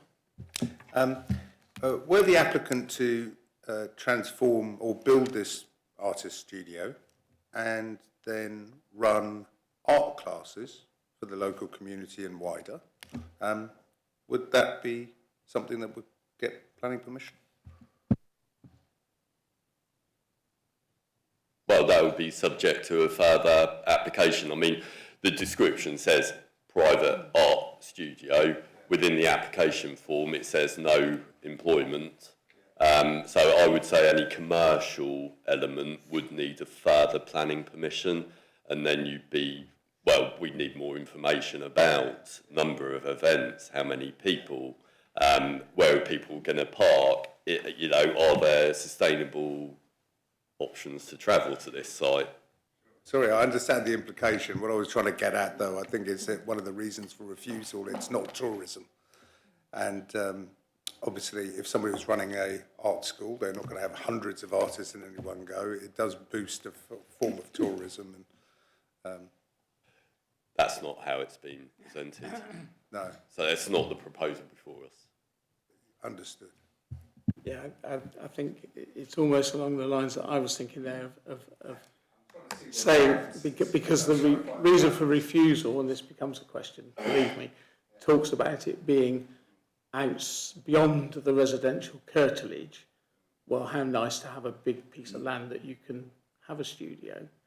And I'm thinking if the block wasn't there already, perhaps the studio would be being suggested as being nearer the house.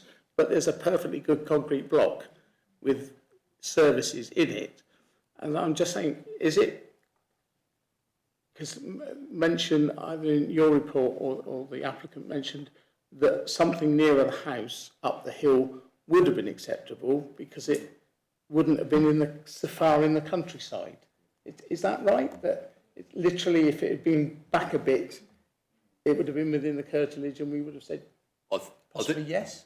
Well, I think it's important to consider our development plan policies. We've got spatial strategy policies that protect our beautiful countryside, especially the High Weald National Landscape.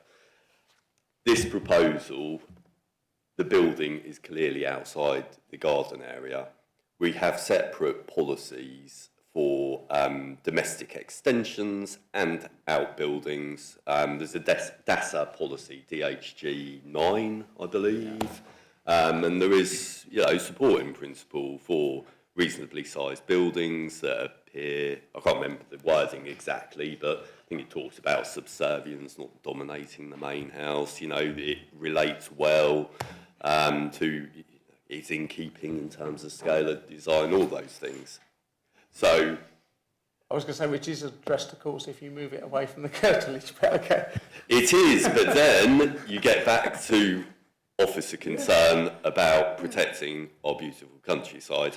And let's face it, we got lots of permissions across the district, including in rural locations, for agricultural buildings and equestrian buildings. If people can build the base and then say, oh, actually, I know this isn't the case here, it's a previous owner that implemented the permission, but it would still apply that people would build a base and then say, well, don't need horses anymore or goats, I want a domestic building there. Art studio, home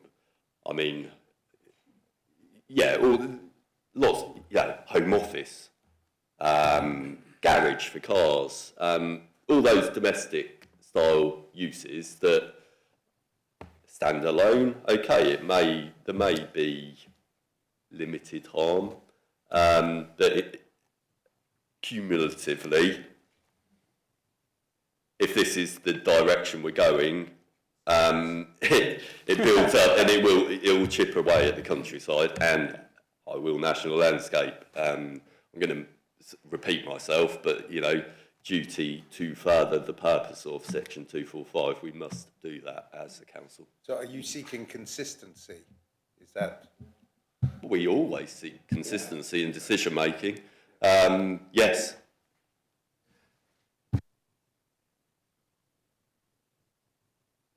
Councillor Barnes. This just recalls a planning application called Downash, if anybody remembers that, which was 7 units by the side of Bill Water, and the application was for the 7th unit, and we turned it down. And this is very, very similar in a lot of respects. Admittedly, it's not for an application for domestic use, it's for something else. So I think we've got to be very careful about setting precedents. And I think there are certain aspects about this application which possibly, I think it's lovely. If I were an artist, I would think it was the most heavenly thing in the world. But it's not necessarily doing any good to the local beauty of the surrounding area. And I think it's one to be approached with caution.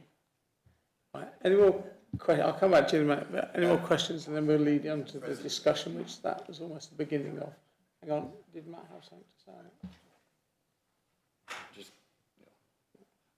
It was only a comment on Councillor Barnes, if it would be convenient now. And Downash, I'm familiar with the case. That was on an established tourism site. So in some ways, you would think, well, you got something established there. But what you were talking about was an additional lodge that was closer to a public footpath, more visible, more landscape impact. And you're correct, that application came to committee, you refused it against officer recommendation, if I recall, and it was dismissed at appeal because of the harm to the landscape, and that was a smaller building than is before you now. Councillor Stanger. Yeah, just related to, obviously I understand it's in the countryside, but because it's in the curtilage of the residential type, would you class it as open? Would you class it as open countryside, as in isolated countryside? Yes, this is isolated, and this is not within the curtilage of the dwelling. It's within the same land holding, but when we talk about curtilage is small in nature, intimately associated with the building it relates. I'm sure Kirsty can give me a more accurate legal definition, but it's along those lines. It doesn't extend to fields and paddocks, woodland beyond. So this is clearly outside, and officers believe this is isolated. Just the last bit would be, President, would this actually set a precedent for the whole area? Or it's very, each time it's set on, I thought we're meant to judge it on individual merits, are we not? Correct. Every application should be judged on its individual merits, because there are, often, differences between proposals. Yes, that's what I'm looking for. However, we do need to be careful, and Councillor Groner, consistency in decision making.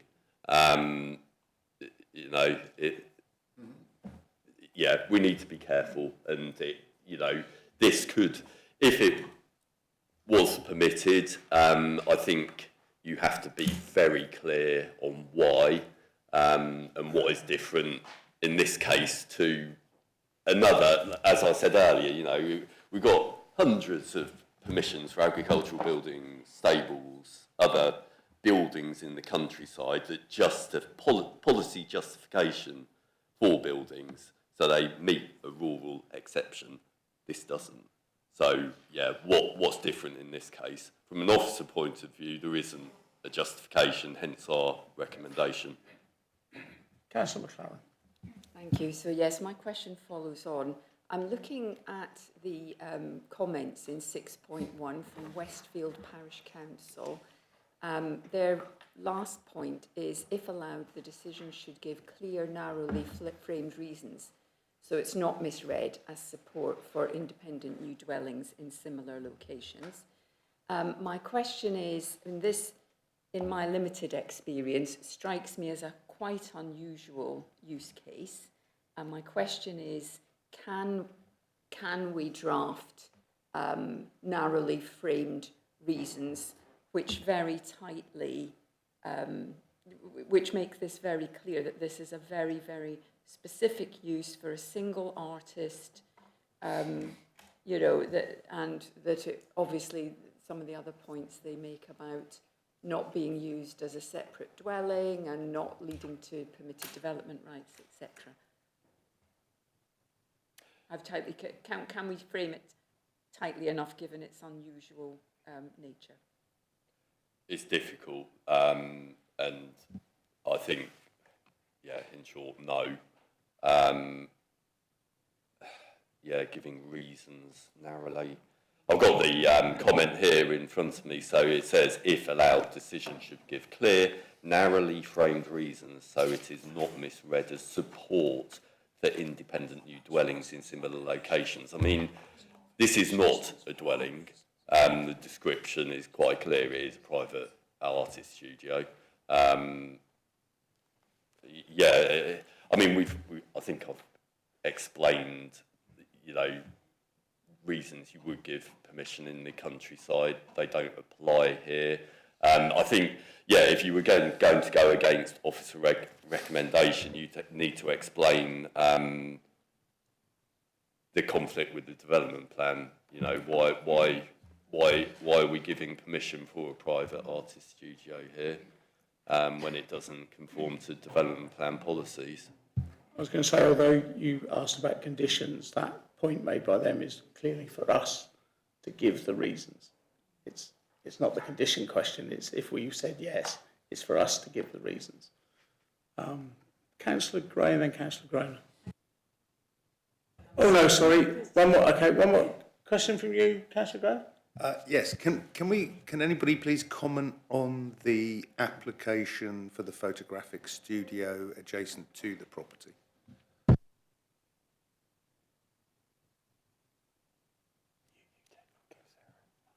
I'll pass to Sarah. You're not going to like the answer. She's whispering, so I'll let her speak.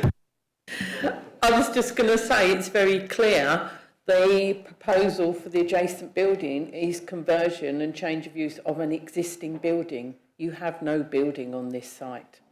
There is no building. This is proposing a new building. I knew you weren't going to like the answer. And to add to that, there are, I would say, there are economic benefits in that. If there's, I don't know the details of the scheme, speculating, but you know, our policies support agricultural, tourism, or an existing employment use site. Any other? Yeah. Any other questions?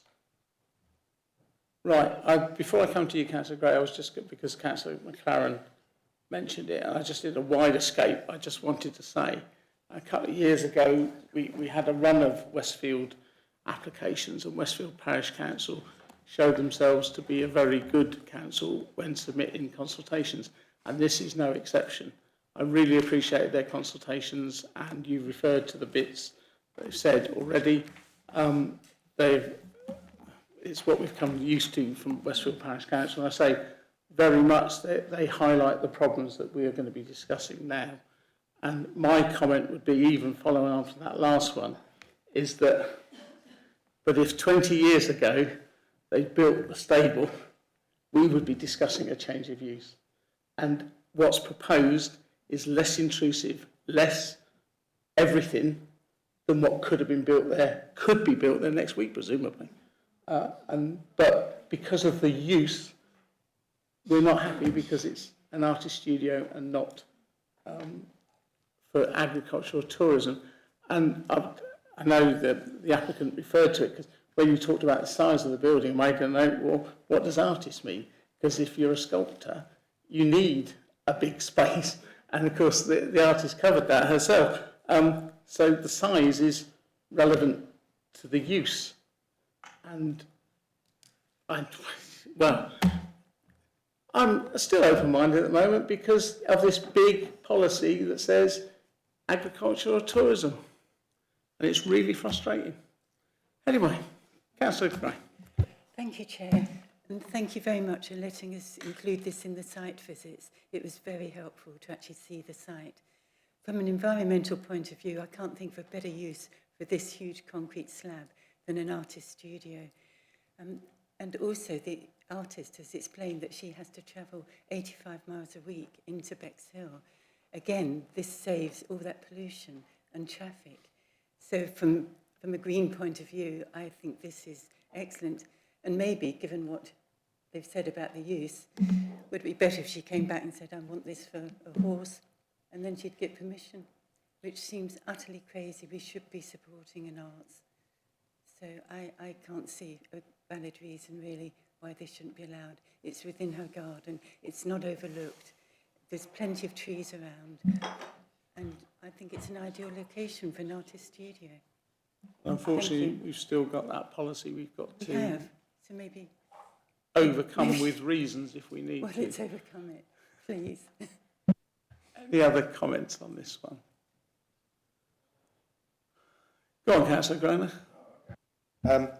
So to concur with Councillor Gray, it was useful going there and seeing it because some of the pictures give you the feeling that it's sort of in the middle of a big open field. It is still sort of sheltered somewhat to the side near a track. I walked back up. I walked down one way, but I came back the other way up through the house. And I actually thought I was just in a very wild garden at the bottom. I didn't feel like I'd left somewhere and entered somewhere separate. So that was just an impression there. I would like to say, I do think that the officers have come to the right conclusion using the guidelines they have. However, I'm sure there's a covenant or something that could be put in place so that it can't be converted into a house at some later stage. And if it's clad with wood, that's as natural as you can get, especially when it weathers over time and turns grey and, you know, those lovely colours. So, you know, taking the Hippocratic route, you know, at first do no harm, like what harm does it do? Now, consistency, maybe, but then a photographic studio, because the building's already being built, well, at some point that had to have permission. So, you know, you sort of weigh this up. I'm sort of very, very minded to support it, but I struggle to find the reasons and would need guidance and assistance from the officers in this because they've been very accurate at interpreting the current guidelines. So, funny you should say that because I've just had a similar conversation and now Mr. Hughes is going to say something to us. Thank you, Chair. Hopefully helpful, but I'll let you all be the judge of that. I think just a number of comments I think come to mind based on some of the debate that I've heard, and you know some of the concern and also a degree of support as well.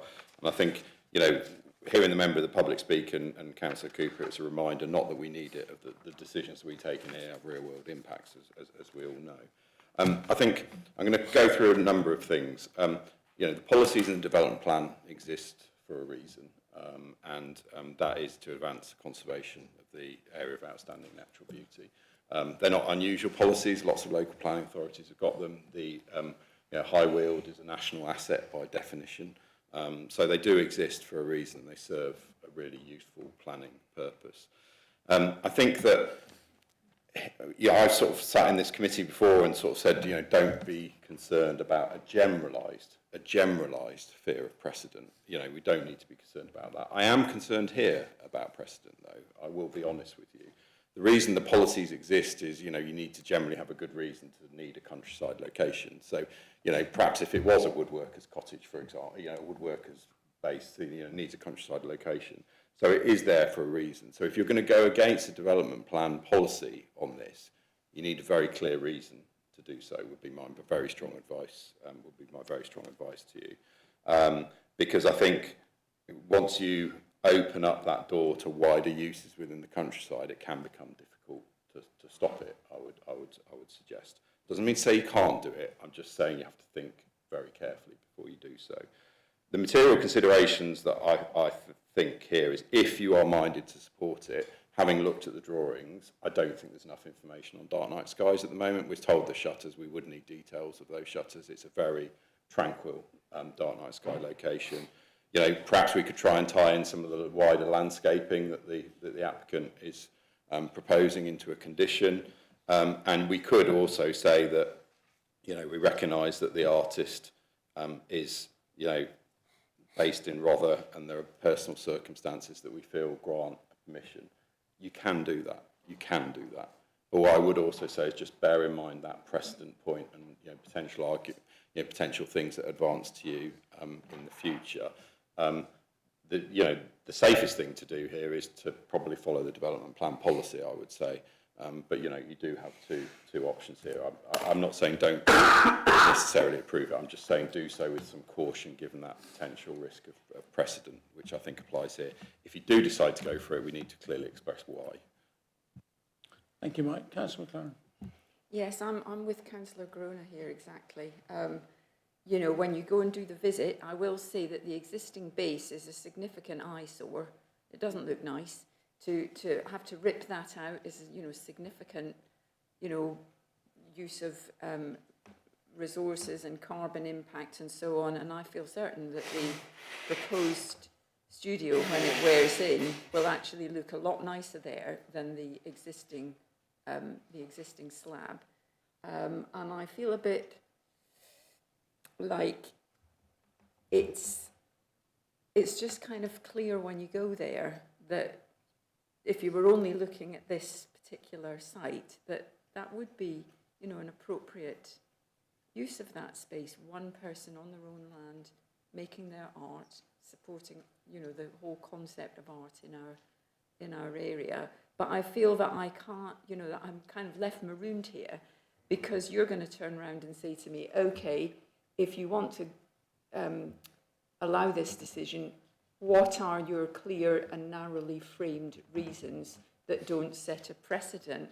And I don't know, maybe those of you who've been here longer than me feel you can, but I don't feel that I am equipped to come up with those. And I asked my question deliberately, can anybody do that? So I don't know if anyone who's been on the committee a lot longer could help me out with this, but I feel it's got nothing to do with time, because I think we're all feeling I feel a bit that adrift at the moment.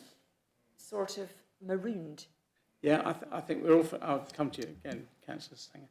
I wrote when Mike was talking that we've got the policies, and you overrule those policies at your peril, because you potentially open the floodgates. But then Mike referred to the dark skies. Well, I was made note earlier that the applicant wouldn't have included the screens if she wasn't concerned about the dark skies. It would just be a window. There would have been no screens in the plan had she not been concerned already about the dark skies that she lives in. But I also take that we grant permission to the land, not to the person. And I say again, to me, I would like to be able to allow the artist studio to be based on that base, to be built on that base. But how do we do it so that we don't have 20 next week all wanting to build artist studios in the bottom of their field, not the bottom of their garden? That's my problem. Councillor, sorry, not councillor. Well, you can be if you want. What's what? Matt. No, thank you. Thank you, Chair. Again, I'm listening to all the comments here, and probably following on from what Mike's saying, I think the easiest decision for you would be to go with the officer's recommendation. It's pretty clear, the 2 reasons for refusal. If you're not, and I can hear you may not want to, I think it's important to remember the legislation and repeated in the NPPF about planning applications must be determined in accordance with the development plan unless material considerations apply. You've got a material consideration here in the 2000 planning permission that has been implemented. It would be, they put the basin, that can be continued at any point in the future, and it would be of similar dimensions. It would have a pitched roof that I believe is, well, no, not that I could see on the approved plan, which I have in front of me, and it would probably be worth sharing if I'm permitted. I don't know. But I think this is your material consideration that this could be built, albeit for equestrian purposes. Higher.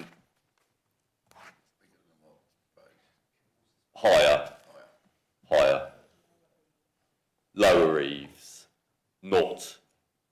And this is where you will have to do the comparison, because what you've got before you, it has, I appreciate there's differing opinions on the glazing and the shutters. The fact is there is a 3 by 3 metre high glazed section that we would not, we're saying as officers, we would not be able to monitor that to ensure compliance with any conditions, for example, keeping the shutters closed when it's not in use. So if it is approved, that will be, and there is light pollution, then that's the decision that's been made, basically. We as officers won't be able to do anything to mitigate that. Right, let me share my screen of the 2000 permission. Hopefully you can see that. So on the right hand side you have got the site of the stable block. And then you've got the elevations. There was an annotation I saw saying 6.5 metres. I don't know where that's, bear with me. Was it? Sections, yes, thank you, Sarah. So on the sections at the bottom, the length and width are 9.5 by 6.5, roughly what is proposed before you today. The ridge height, 6.5 metres, so that is 1.5 metres greater than what is proposed today. And albeit the eaves are lower. So this is your material consideration, if you were to go against the development plan, I think it's important that you... Can you just go to the one before that showed it in plan, in the location? That one. Oh, location, yes. That one. The But I see on that one, the gate is in use and the track is in use. Yeah, whereas so... in this one, that wouldn't apply. It's from the house. That isn't detailed in the current planning application. In this application, the field gate I mentioned in my presentation, there is the annotation on this plan is proposed location of track 2 stable block.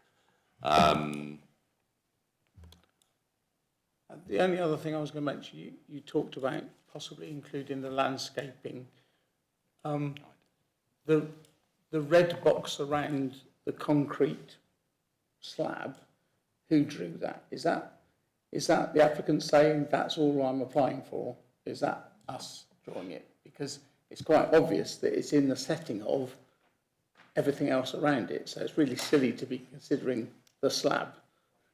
Because in fact, all our considerations are a effect of what gets put on that slab. But we're only talking about the slab, not even 6 inches beyond the slab, where there might be a tree. But okay. I don't know whether to come to Mr. Hughes or Councillor Stanger first. You have been waiting. Okay. I'm probably going to answer the question I was given before for a second time, and hopefully members will find this hopefully more useful. So listening to the debate, and you've got to be careful here. I am still uncomfortable about the precedent, but you're the decision makers here, not me, or Matt, or Sarah, or whoever else. It's you. In terms of if you felt that there were material considerations here to justify going in against the development plan, and I reiterate what I said, those policies were written for a reason, to protect, highest form of protection. The material considerations based on what you said and what are effectively that there is a base there at the moment, and there is some benefit to using that base in carbon terms, as Councillor Gray explained. There is an extant permission on the site, which Matt has just taken you through. Not everywhere will have that. My own view is that we do still need, if you were minded to approve, we do still need more information in respect to Dark Night Skies. I have no doubt that they could meet that, but it's not enough what's on the plans in my judgment at the moment. We would need to very carefully, sorry, just let me say another reason why material consideration of potentially, the private circumstances of the applicant being an artist and being based in Rother, that probably is the weakest of the three reasons that I've given you, but it is a reason. In terms of if you're minded to approve, so they're the three reasons that I can see. If you're minded to approve, we need to control Dark Night Skies in terms of the condition. We would also need to control the use, because an independent dwelling, which is not proposed, is completely unacceptable in this location, and we would need to do that, and we'd also have to control that. The other thing I think we should do is, if we are I'm sorry I've gone around a bit here. I think the applicant mentioned the landscaping. I think that we should ask for the landscaping as part of any condition on approval, because I think I'm not saying here that just because you hide a building it means it's okay. It doesn't mean that at all. But we might be able to get some BNG through this. It's a wider thing. I think the base, let me get my thoughts together. The base, the extant permission, the landscaping, controlled by condition, and the private circumstance of the applicant, they're the four reasons why you could go against the development plan. But just bear in mind my concern about precedent. Thank you, Chair. Thank you. Councillor Stanger. Yeah, similar to what Mike just said, actually. I was writing the bits down, and I'm still in. I obviously understand the agricultural building rules, but if that building is much more, it's not going to make any difference to this building and that building, in my eyes. The building is a building. That would have been allowed, and that's bigger, 1.5 metres higher, had different uses, had a toilet. Obviously, I wrote down restrict use, no domestic, no dwelling, remove permitted development rights for the future. That's another thing we could do. Increased landscaping screening and dark sky policy to be added. So again, it would be if members were minded to have delegated authority to officers to seek all that within, obviously, remove permitted development rights, no domestic or dwelling use, and screening and dark sky policies. Obviously, if anyone has anything else to add, but that's as far as I got. On the use, could we tighten it even further and say only the use of the artist as a studio? I don't know how tight that would be for the future. Guidance on condition, so national guidance on conditions advises against personal permissions. I think in this instance there isn't. Well, there is too restrictive, and there has to be a sound policy reason to make it personal. If you're saying private artist studio is okay here for specific reasons, the material considerations, etc., I would say it's suitable for this applicant or a future any artist. Yeah. We'll come back for change of use. Well, see what happens. Yeah. Councillor Graham. So, if the committee were minded to overturn the recommendations and to grant permission. Could that case be used in future in other appeals and other cases? I mean, is that precedential? Does it become precedential? I know there is no precedence, there's only consistency, but does it become precedential? Probably a Kirsty question, actually. Well, Matt looked like he was ready to answer it, but let Matt have a go and then Kirsty can follow it up. I'll try. It could be referenced by future applicants and agents. You know, you've heard our concerns today about precedent, but every case needs to be determined on its individual merits. Is there going to be another case exactly like this? Probably not. But that's why you have to be very careful. If you are going against officer recommendation, it needs to be very clear why you're doing that, and you know, having regard to the other material considerations. I mean, how many other sites will have an extant permission? Probably a few, but you know, yeah. But on that one, Matt, before I come to Councillor Gray, when was this extant one granted? It was a 2000 planning permission. Yeah, I thought it was 2000, so is there also some way, is there any purpose in building into that the fact that the extant is 26 years old? It's not like someone built it last year and they're now trying to do something, and the incredible amount of time has gone by with nothing on that slab. I see what you mean. Yes, so, I mean, yes, yeah, and in that, yeah, that would be different to someone trying to play the system and, you know, get permission for an agricultural building. A year later, say, oh, circumstances have changed, I want something else. This is a different owner, and it's 26 years on from that permission, and yeah, I see your line of thinking. Again, so sorry, regarding, have they officially started the development even though they've only put a slab down? That's classed as, has commenced, isn't it? Yeah, just want to clarify. So that has commenced and it could go ahead as normal, yeah? Yes. Councillor Gray. Thank you, Chair. Matt more or less covered it for me, but I just think this is pretty much a unique case. In 7 years, I've not come across where we've got a specialised artist who needs space, who's got a ready-made concrete block in her own garden. So, and it's never been used. So I think the worry about precedence is very minor, and I would like to recommend that we approve it. So, the conditions would be delegated to officers as per the previous one, and the reasons Mike has just captured, but also I would include the bit about the length of time that extent thing has been in existence. Yeah, Chair, just to add on that, I think we have to be proportionate to the scale of the scheme.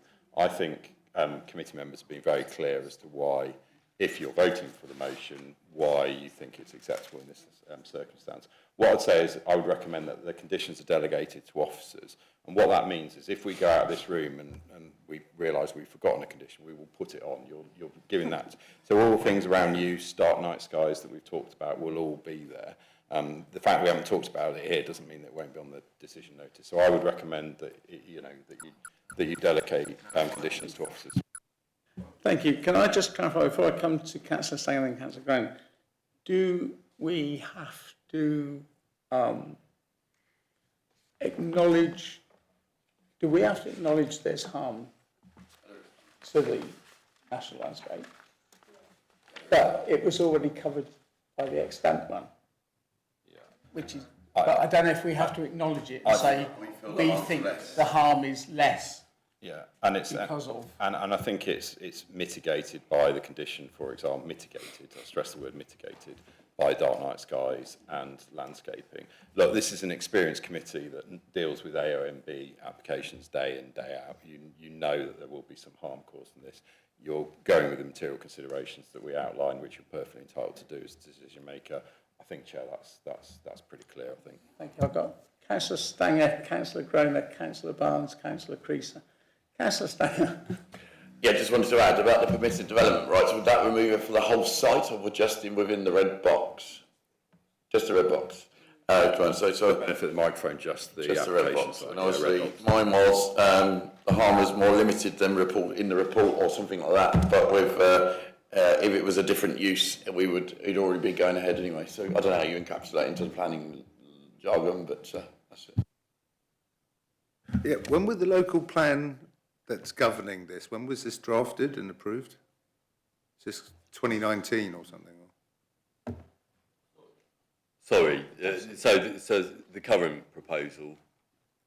No, we're referencing that we're keeping in accordance with the local plan, right? Yeah, 2014 core strategy, 2019 DASA, Westfield, no neighbourhood plan. Right.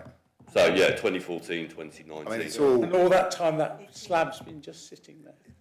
Yeah, it's quite old. Yeah, it's quite old. Can I just confirm before I come to Councillor Barnes and Councillor Creaser, I thought you were seconding Councillor Gray's motion. Was I right? Or... Oh, I can do. Would no, you like me I to? thought you did say you were. No, yes. Yeah. I thought you said you were. I was sure, but Julie wasn't. Okay. Councillor Mrs. Barnes. Just to clarify everybody's minds, I was actually going to move refusal just to see what would happen. Just the water. Well, we will take this outside and have another meeting, but I've always thought the standing first motion should be whether or not to accept the officer's recommendation, and then we go on. But that's not what we've done in practice, but going forward, I'd like to do that. But that's not for today, and we've got the motion we've got. Councillor Creaser. One thing I am very concerned about is that we are being encouraged more and more to work from home. So this could actually put a wedge in the door for that to happen much more frequently. So you've got people who would normally go to an office, they're going to be looking to set up offices in barns and God knows what, that kind of thing. Yes, it will reduce the footprint of these individuals, but it will definitely impact on the, whatever it is, the national landscape thing. So I am very concerned about that. And unlike some of you, I've actually lived right out in the countryside. So it is very tempting to want to do that and then find yourself in a situation where you've created a difficult situation. So I find myself quite conflicted on this one. Mike. Very quickly, because I've said far too much on this, apologies. I think Councillor Creaser has expressed far more coherently than I did why I said that the private circumstances of the applicant, in my mind, of the four things I listed, are the least important, actually, because, you know, for example, if I had a similar land holding, I could say I want to work from home and all the rest of it. So I think the actual material considerations around the base being there, the extant permission and the landscaping scheme, to my mind, are more important than exactly what you just described, where I think if it was just the private circumstances, I would be sweating at this point, because I think it would be very dangerous precedent. So I think that's why it's probably the least important of the four in my mind. So thank you. Right. Any more discussion? It's been moved and seconded. I'll put it to the vote if... One moment. Before they vote on what their voting reasons Right. There's work for you to do here, Mike.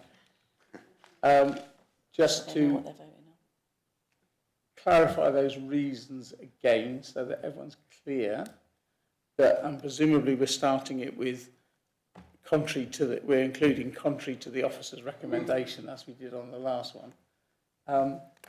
We are granting conditional permission recommend because and with conditions delegated to officers, and we've had a discussion, because there is effectively an existing base that has been there for some time, the 26-year point. There is an extant permission for a building that also causes some harm. There is also the potential to mitigate through a landscaping condition, and then also there's the private circumstances of the applicant, and that, you know, is probably the last factor. So that's why you're doing it. But I do think being proportionate, anyone watching this will understand, if that's the decision you come to, why you've come to that decision.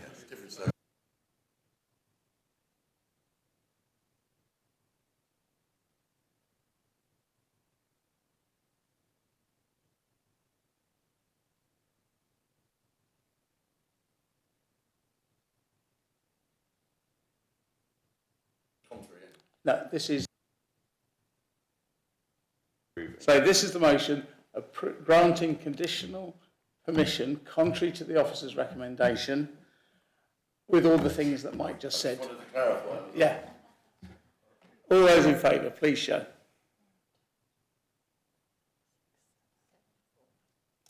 All those against?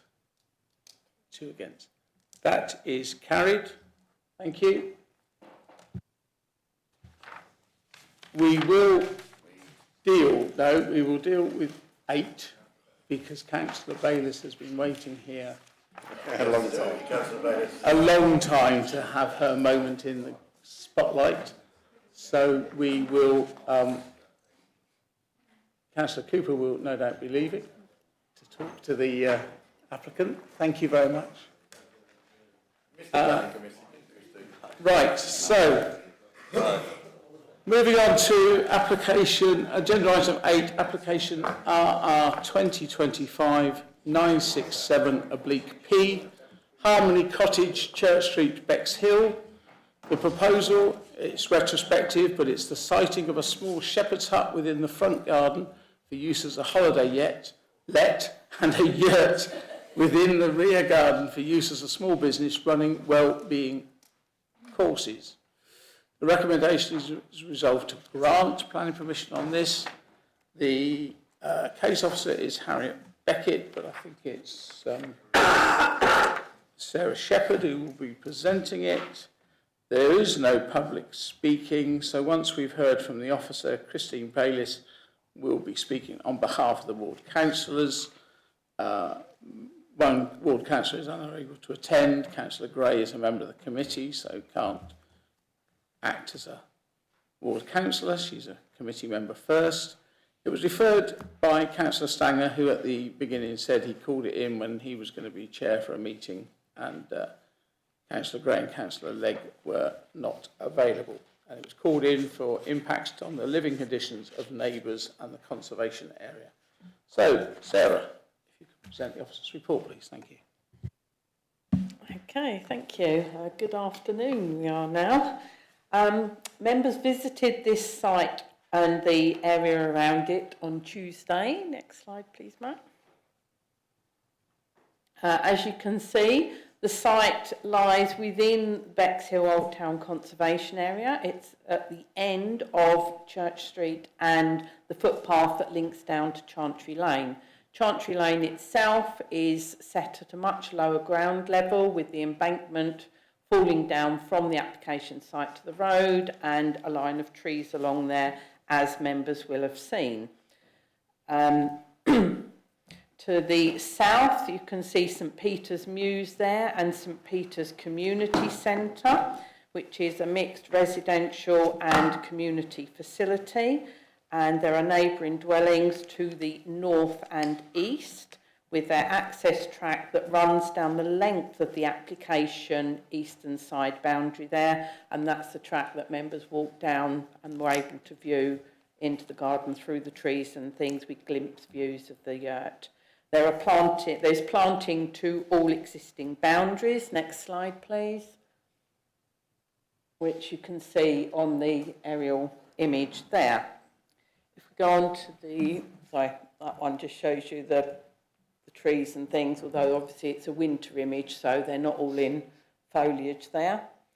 If we go on to the next slide, please.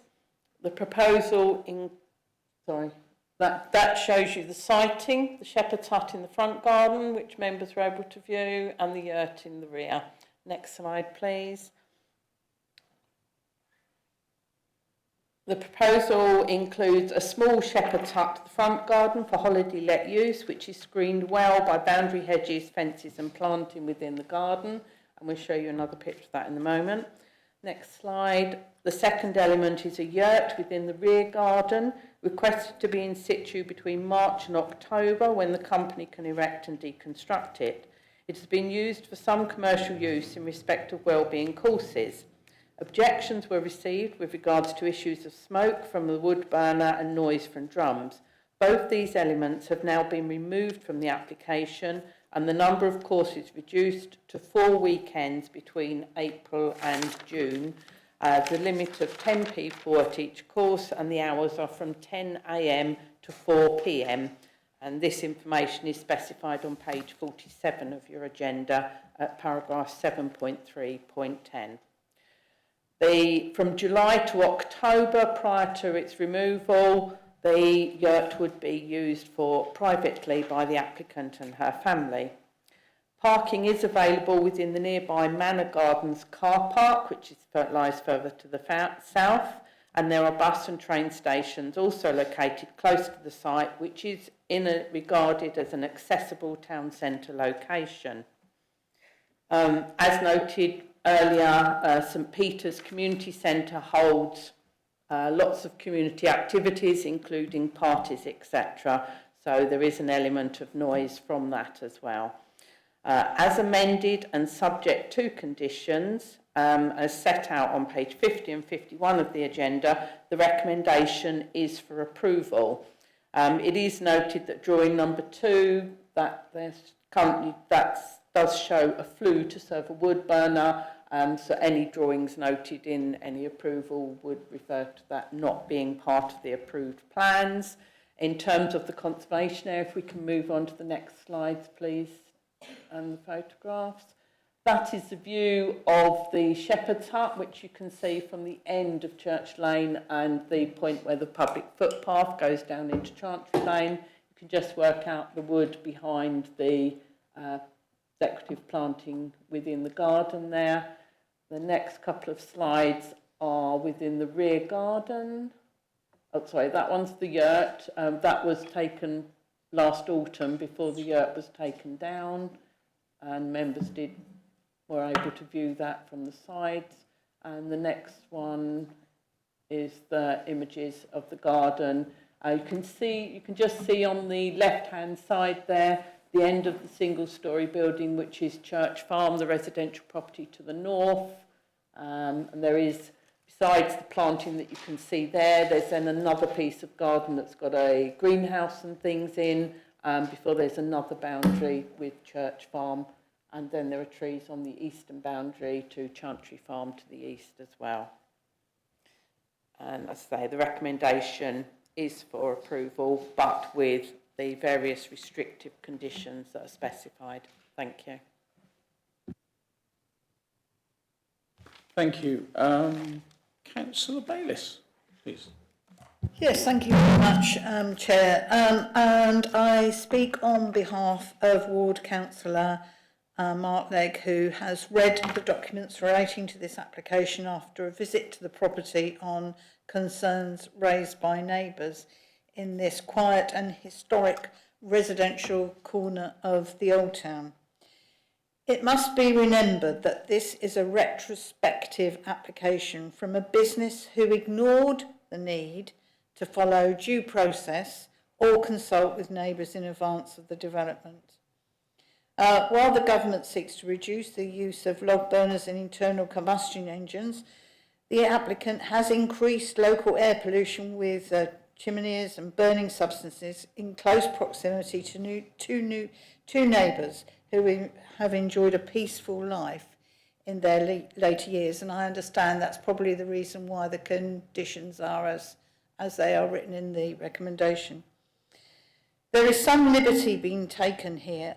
A yurt, as many of you will know when visiting the Mongolian grasslands of Central Asia, is a nomad dwelling designed for quick and simple construction and dismantling in a couple of hours by nomad families that dwell in them. They are distinctly covered with organic felt and skins. This structure, being used for parties of people, is a large plaster-sized tent.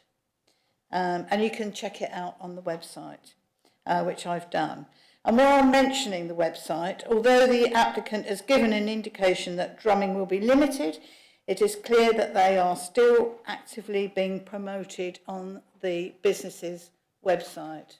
And finally, it seems to me that those seeking solace in fire, incense and throbbing ribbons will be encouraged to block the safe walking route to Chantry Lane from the Old Town, with multiple vehicles being parked. And if you noted the comments from the Old Town Preservation Society, they do highlight the number of vehicles that are there when she's running events.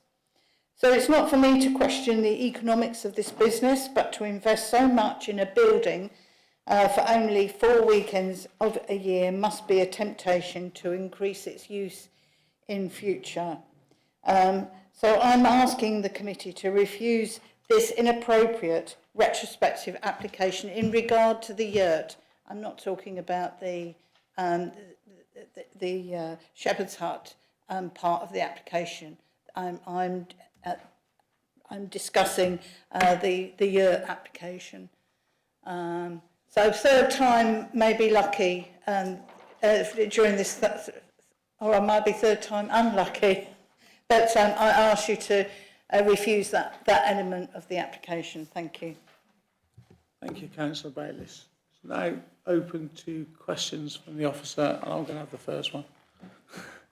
I'm going to have the first one. Mainly because of what Councillor Bayliss said. I think we discussed on the site visit that yurt, if it's for personal use, can be there now without planning permission. It's only the commercial bit that means they have to have planning permission. Am I right? Yes, in terms of the actual size of the yurt, it's considered that it would comply with the permitted development rights within Class E, and it is the commercial use that requires consent. Thank you. Councillor Gray. Thank you. I wonder why this is a retrospective application. Did she just not know she had to apply for planning? Because it's always very difficult. This business has been running for over a year and it's only now come to planning, which puts us all in a difficult position. We have to consider this as a new application. Whether it's retrospective or not is not something that is a material planning consideration. Whether it's been running for a year now already, that's not a material consideration for us. We are considering the application as presented in accordance with policies. The fact that it's retrospective isn't a reason for us to approve or refuse. Sorry, I didn't make it clear. I totally understand that. What I'm asking is, why did not the applicant apply before setting up this business? Is there a reason? I don't know, and that's not part of the planning consideration. Councillor Stanger, then Councillor Groner. In the officer's opinion, do you think these things preserve and enhance the Old Town conservation area? In officers' opinion, they have a neutral impact. The yurts itself cannot be seen from the public environment. In terms of the conservation area, it doesn't have the same intrinsic qualities and considerations as you have for the Highweald National Landscape and the countryside. The countryside and listed buildings are considered in their own right, irrespective of whether there are public views or not. In terms of the conservation area, and we've had recent appeal decisions with regard to the use of plastic windows in conservation areas, the inspectors time and time again refer to the public impact and the enhancement and conservation as it is visible, and they've said to us, yes, on the frontage, visible areas, it's a good thing, you know, it's a reasonable thing to say that it is harmful, but if it's in a rear area that is not open to view, then what is the harm to the actual character and appearance of the area? And in these two instances, it's not considered to represent harm, it's considered to have a neutral impact. Yeah, mine was more about just the physical view as well. Obviously, the intensification, the impact on the amenities of the neighbours, the parking, the highways, the changing from domestic to commercial use. I think that's all got to be because it is a business and it is running commercially. You have a lot of cars there. I know it was mentioned about St Peter's Community Centre, but they have their own car park.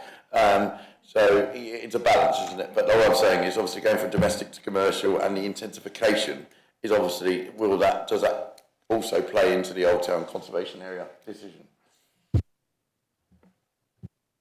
In terms of looking at character of the area, then yes, as we've said, that sort of mixed residential, and you've got the church and you've got the community hall and things there, which are public community uses, and they generate their own elements of events and noise and traffic, etc. So I wouldn't say that it would be out of character with that conservation area. And we are looking at a limited amount of use. Just before I come to you, Councillor Groner, I suppose I should declare an interest in that my son lives very near there, and I will say St Peter's Community Centre does not have its own car park. It has a car park for the residents in the flats there, but every event that takes place in the church or the community centre, anywhere around there, blocks up those few spaces that residents can have and then overflows into Manor Barn. Parking up there is a nightmare. And there are sometimes all-day events at the community centre which create an awful lot of noise. Stand corrected. Yeah, Councillor Graham. Thank you, Chair. I noticed nobody's speaking in favour and in support of this. Was there any reason that the applicant is not here? I think there is. I don't know. Okay. I am aware that somebody wanted to speak but missed the cut-off. Right, okay, good. That's good to know. I think, that was possibly against, not for. Question number 2. Sorry, so that was actually somebody for, against it, not for it. But against it? But they missed the deadline to speak. Was that one of the neighbours? Yeah, okay. Question number 2, was this ever subject to an enforcement notice of any kind? There was an enforcement complaint, and hence we have the application, but there is no enforcement notice. This is a way of removing an enforcement issue. Okay. I think that's my questions for now. Thank you. Councillor Creaser. Yeah. One meeting, please. Thank you. In comments 7.5.3, it says objections have been raised by two neighbouring properties regarding the various things, including impact, noise, smoke, parking, drainage, and appearance within the conservation area.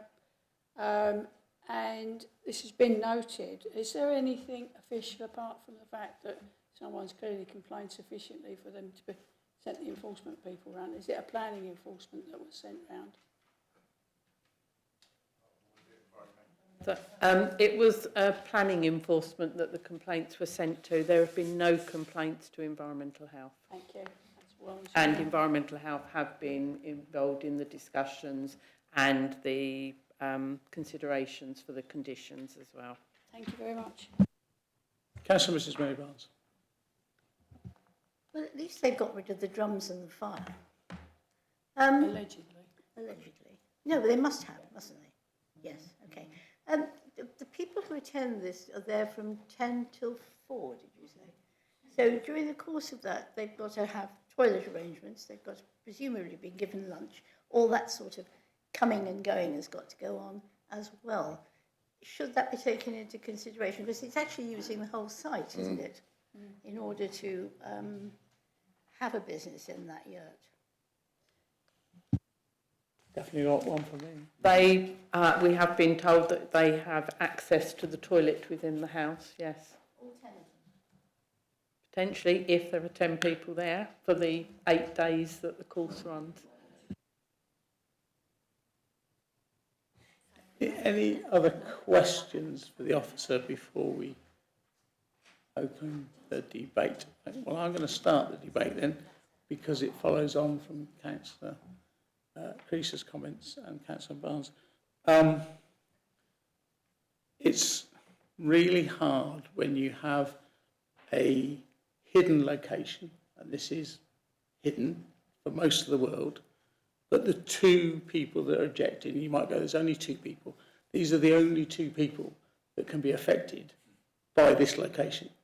And they have objected because it's right on their doorstep.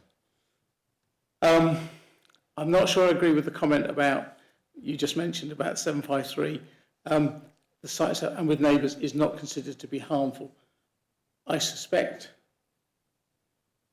it is harmful, but as a result of those complaints, we've got the 4 weekends reduced to 10 till 4 p.m. and no drums and no smokes. And the only thing, the saving grace, it's not a great thing, but we know those neighbours will soon let us know if weekend 5 or at 5 p.m. it's still going on. We will be informed, and hopefully our enforcement would then follow it up.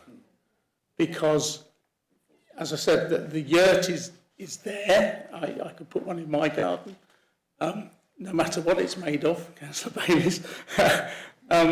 But at least we've shown the officers have taken the objections into account, and that's been passed on to the applicant, who has adjusted their application accordingly.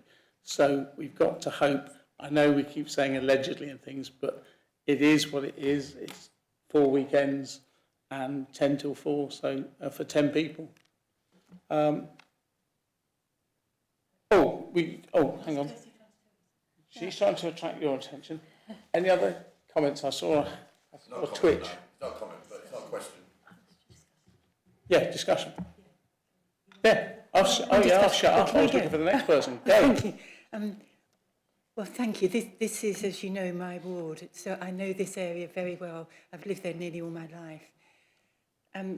On point 7.31, it mentions that it's just a footpath, but in fact, that is the main access from not just the Old Town, but from Bexhill Town Centre to get down to Chantry Lane. It's the only safe access to access both Bexhill Hospital and Chantry School and the whole Chantry area, because no one in their right mind would risk the very narrow bottleneck of Chantry Lane, which is extremely narrow and has no footpath. So everyone walks that way to get to Chantry, further down Chantry Lane. So it is used, and the Shepherd's Hut is visible, as we saw both on our visit. And once you've seen it, you can't not notice it's there. And I think it's totally incongruous to suddenly see a shepherd's hut in the front garden in a conservation area of quite a lovely house. So, and also the yurt. I know it's not visible unless we walk down that lane, but for the people that live there, it's a total eyesore. And the noise, I know she's saying she's not having the smoke. I don't know if you had time to read the letter of objection. There was a very lengthy points made by the residents of Church Farm, just giving all the points and the noise, the smoke, the total inconvenience to them, with no consideration from the owner whatsoever. If she's only going to be using it 4 weekends a year, as Councillor Bayliss said, it's not for us to question her business, but how is that going to be viable? A whole yurt there from March till October, November, being only used for 4 weekends. Is it worth it for all this stress and trouble? And we noticed that the garden slopes slightly down, so the impact on Church Farm, I mean, the wind blows that way and it's absolutely massive. Their house is very close to that boundary. They can't use their garden, they can't open their windows, they can't sit outside. And she didn't even bother to get planning permission for this. So I would say I would refuse both. Thank you. Councillor Stanger. Hello, no, I agree with Councillor Gray. I think this is not really, I know it's listed as a small change, but it's a commercial business, and no matter what they do, and are we going to actually be able to enforce the times it's open or not open? And I know from speaking to the residents that contacted me when originally I was going to be the chair of that committee, that it's a lot more people than 10 people, and there's a lot more noise and dancing and different stuff going on. retrospectively, as though it's a commercial business. If anyone else does this, there would be. I know someone mentioned Down Dash earlier. I know it's within a completely different location, but they were only given one hut in the middle of woods, and that was refused, and that was already a tourism site. So, Which was because of the AONB. yeah. But conservation, I know it's slightly different, but I just think that it's not been thought out properly, and the damage to the neighbours and the immediate amenity of the neighbouring properties. I think the rector would have complained, but he's not allowed to under his Church of England rules. But yeah, so that's I would move refusal contrary to officers' advice, based on damage to the conservation area and neighbourhood amenity and highway movements. Because obviously 10 people, even if one car, that's 40 cars. Sorry, 4 cars. And I've added up wrong, so I'll get that back. It's been a long day, I haven't eaten yet. Councillor McLaren. Yeah, I'd just like to say I'm a little bit uncomfortable with the conversation going to, we don't believe what they say. And their business model is up to them. We don't know anything about their finance, how they're financing the year or whatever. So I just would like to disassociate myself from those aspects of the discussion. Thank you. Any other? Sorry? What?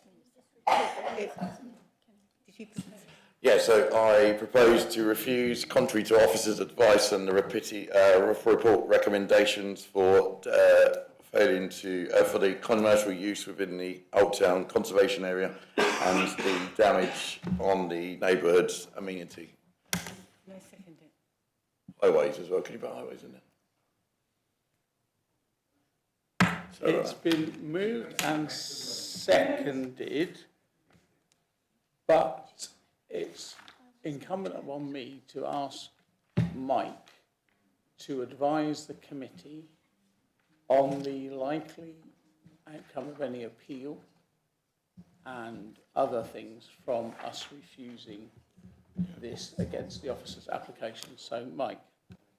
Thanks, Chair. And I'm sitting here quite uncomfortably, I must say, actually. I mean, we've had some good debates in the other applications, good debate on here, but I do need to sort of talk about chances at appeal if you're minded to refuse this, which I think are very low, actually, to be honest. So I would urge real caution at this point. It's your decision, but I think you do need to hear the professional advice. I think to sustain an objection on conservation area grounds would be extraordinarily difficult. And I think potentially verging into costs territory with the appeal inspector as well, potentially, because it's fairly well concealed. It's given the size, etc. Highway movements, I would say to you, there is zero chance of defending that on appeal. If you don't listen to anything else I say, please do not put highway movements in there. It's well within the urban area. We won't be able to sustain that. I won't be able to get a consultant to support that. I won't be able to get East Sussex to support that. The other thing I think is in terms of the neighbouring residents, and I've got some sympathy with what you're saying around the neighbouring residents, it is heavily conditioned, and Sarah explained that in her presentation. If they're breached, that's not something that we consider here. That's something that we'll need to consider through the enforcement system. But you can't assume here that they'll be breached. There is ways to deal with that if they're breached. So I am interjecting a real note of caution here at this point. It's your decision, but the very strong officer advice is that the chances at appeal, for the reasons I've described, are very low. Can I just, Chair, ask if Sarah wanted to add anything particular to what I've just said? I don't need to, but if I missed anything. No. I think you've covered everything. Thank you, Chair. Yes, Councillor. Yeah. Thank you for being that clear on it, Mike. That's really good because there are issues there. The problem is when you refer to it's an enforcement issue, we're here because it didn't get enforced. It's a classic enforcement issue, isn't it? Where you go, well, put in retrospective things and then the problem goes away and it's moved for acceptance. So, that's a good reason to go with it if you can trust enforcement, but we're here because of enforcement. So, I think I would say, there was an enforcement complaint made, but the thing is, we as officers felt that subject to the conditions it would be acceptable, so we would never take enforcement action in those circumstances, basically. So you can't attribute negative weight to what you just described, basically. I know it's part of the context in which you're making a decision. It is, but the thing is, we as officers feel that it's acceptable, which is why there's no enforcement notice or any other enforcement. So I would just introduce a really, really strong note of caution again, particularly around highways and conservation area. And I'm still concerned about the neighbouring amenity aspect, because we've got those heavy conditions. My professional advice to you, and my colleagues will say if they have a different view, is given those conditions, the chances on appeal are very low, I think I would say. And by all means, my colleagues can say if they disagree with me. It's your decision, but I do want to interject that. Thank you. I think our chances on appeal, council, would be very low. Councillor Stanger, then Councillor Creasy. Just going to add about is there anything in the domestic to commercial use without permission or without any kind of, because obviously it is a commercial business within a domestic setting, so is that have any kind of relevance, or obviously they've done it without telling us, we found out, and then we've gone to, now it's a commercial thing, and now we've got to approve it. Sarah. Can I just highlight a concern that you were talking about earlier, and about working from home and commercial use in a residential property? Home working happens a lot. You get people that are, they may do massage, they may be a hairdresser, they may do nails, podiatry, whatever. A lot of those people work from home and they are commercial uses. So again, going back to what you were saying earlier about considering potential implications for the way in which you consider other applications and being consistent, you need to take all those sorts of things on board as well. And this is an urban setting. We are in the town here. We've got other community uses and activities going on nearby. This isn't, a really one-off situation. There are plenty of other similar activities in the locality. And, as Mike said, it's your decision at the end of the day, but you do need to be rounded in the way you're considering everything and making sure you are consistent in those considerations being applied to all sorts of applications. Yeah, and I agree with that home working, but that's one person working in an office and not 10 people at once with 10 cars, and also not a commercial benefit so I'm just saying, and also Bexhill Old Town in the 1250-year square church type area, it's very different to Devonshire Square in my opinion. Councillor Creasy. Clearly, there is great concern about not granting permission. One wonders if you could grant permission with some conditions to make sure that they engage and abide by that behaviour. And if there is a breach, then it will give us perhaps a better opportunity to nip it in the bud. What do we think? Is that possible? There are conditions suggested. There are 6 conditions. Just to support what Mike was saying earlier, I completely agree with the reasons and that he said in terms of we would find that very difficult to defend on appeal. But yeah, there's recommended six conditions that deal with all of the issues that have been raised in the discussion. And he's coming actually, up there, I can see that. She's just triggered a thought. So before I come to you, Mary, paragraph 7.3.10 says it operates from 10 till 4. Condition 6 says 9 till 4. Or 9 to 6, 10 to 6. And the condition says 9 to 4. 10 to 4. And condition 6 says 9 to 4. What is it? 9 a.m. or 10?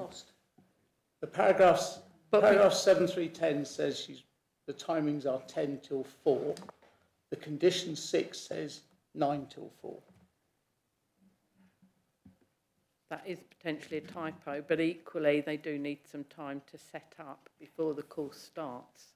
Normally, we have, if you've noticed on other conditions, we normally say no customers between the hours of whatever, and we normally have a little bit of time before and after for setting up, clearing up or whatever.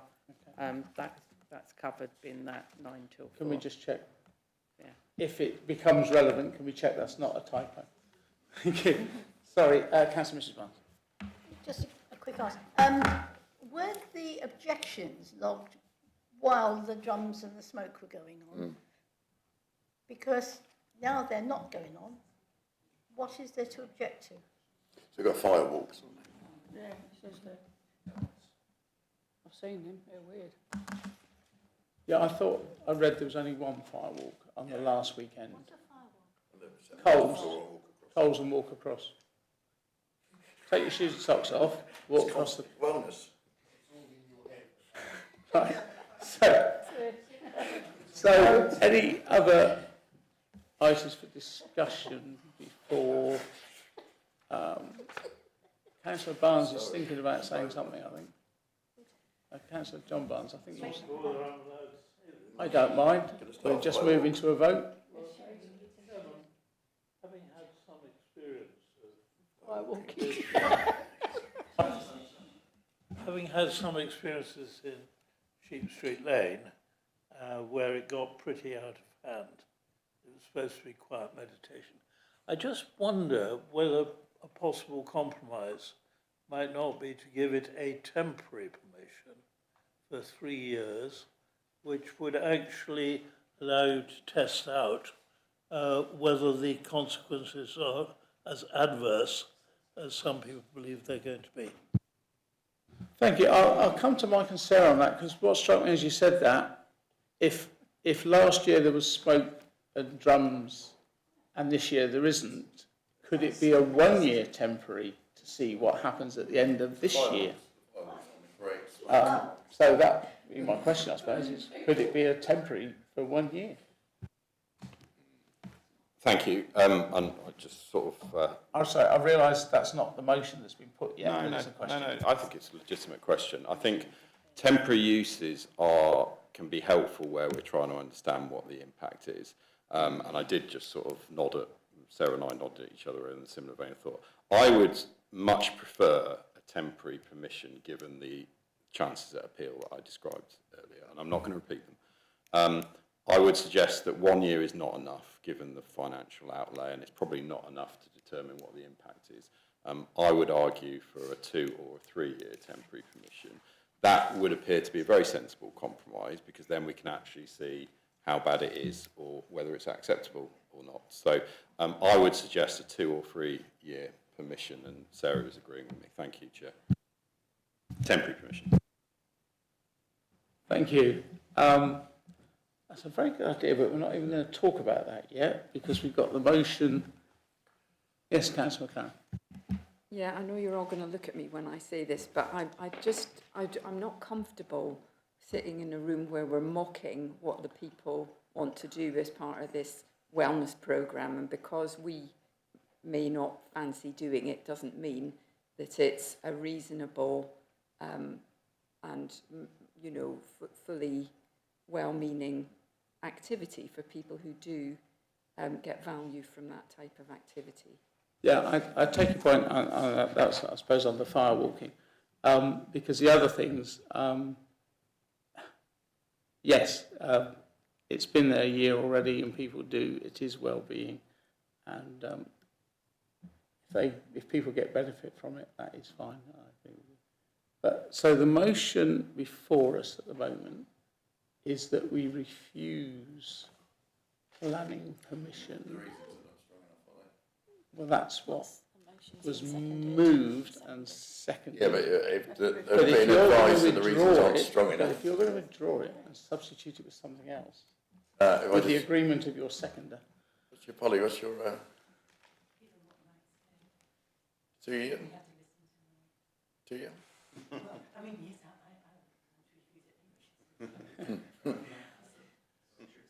Compromise. Are you withdrawing your motion, Councillor? I withdraw the motion for the moment. So the reasons aren't strong enough unless a professional's give me stronger reasons, whatever there is any. Thank you.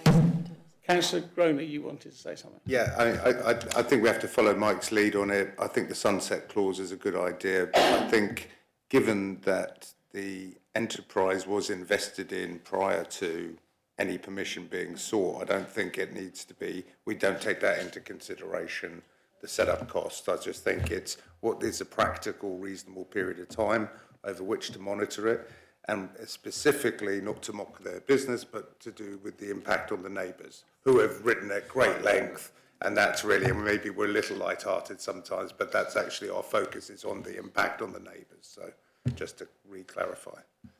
Councillor McLaren. Yeah, I just want to say I take very seriously the concern of the neighbours in an enclosed area, but I also take very seriously the risk of our own residents' money via our budget being put at risk when the guidance is... So that motion is withdrawn. In the lack of anything else, I'm going to move that we follow the officer's recommendation, but for a temporary period of 2 years. Seconded by Councillor. Sorry?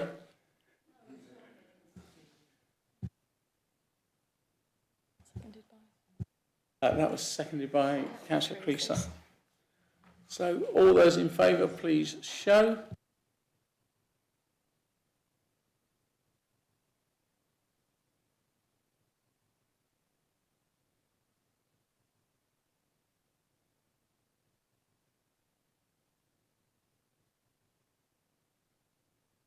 Make a note of the numbers. That is to allow the impact on the neighbours to be properly assessed before granting or refusing final full permission. Thank you. Those against? 1, 2, 3. Were there any abstentions? No, thank you. That is carried. Thank you.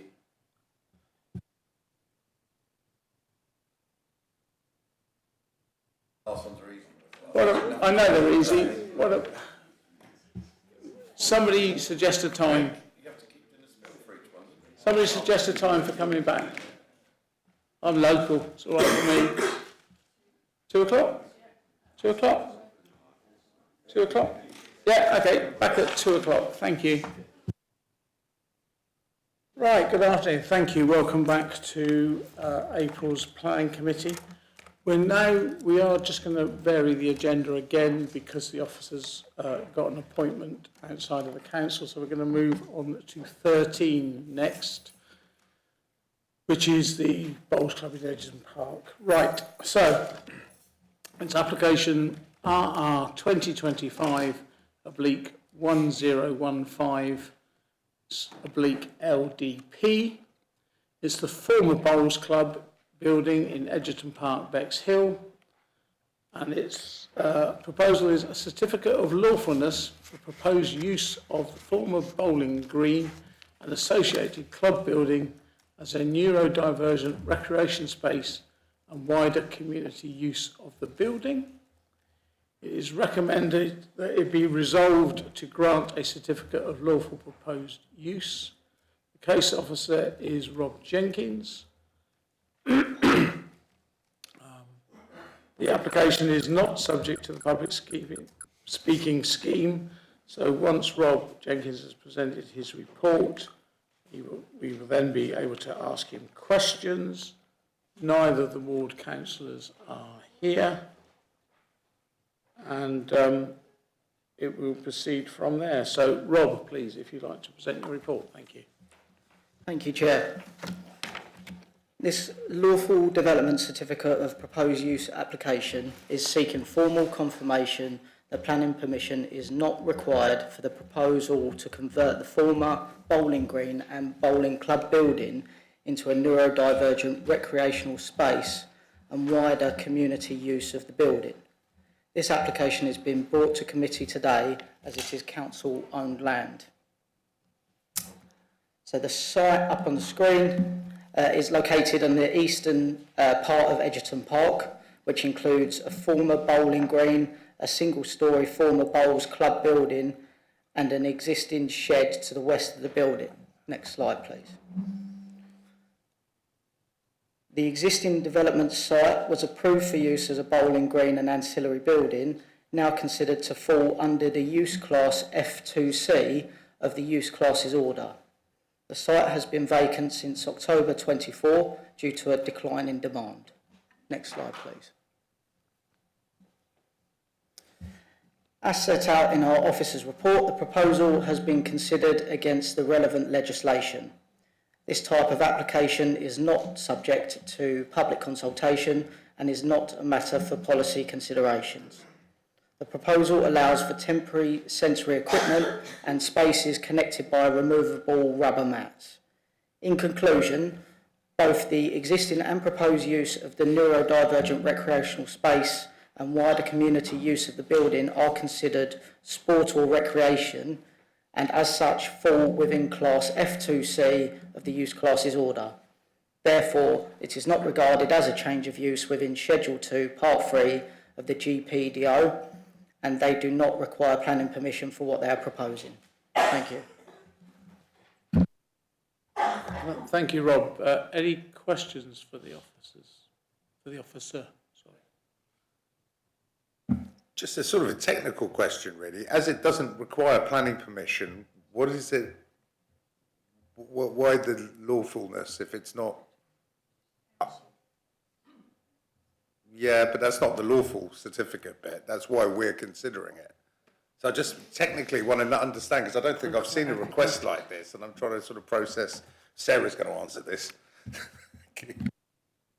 The only reason this application is before you is because it is council-owned land, and at the moment the Constitution says that every application on council-owned land, whether it is the council making it or not, needs to come before you.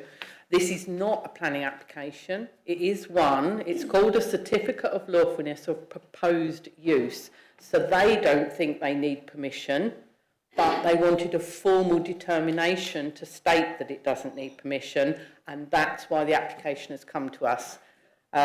You may well be used to seeing it in respect of householder type development and things like that. A lot of household extensions are what would be determined permitted development, but if they require a formal decision so that when they come to sell it, they can say to the solicitor, here's my piece of paper that says it's okay.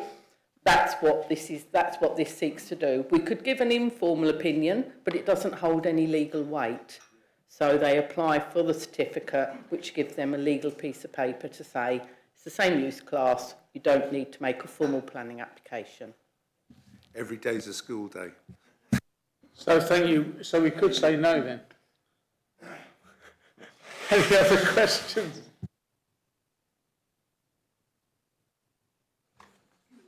Councillor Gray, yes? You.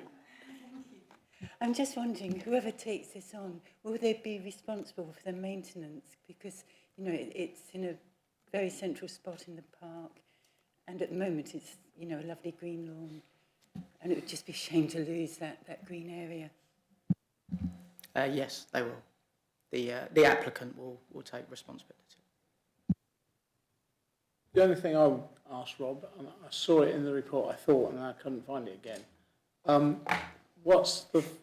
Is there any control that we have, you have, the council has, because it's council-owned land, on the fencing? Because it's a very open space, and if it's for neurodivergent children, I suspect the fencing will end up being closed or higher or something. Thank you.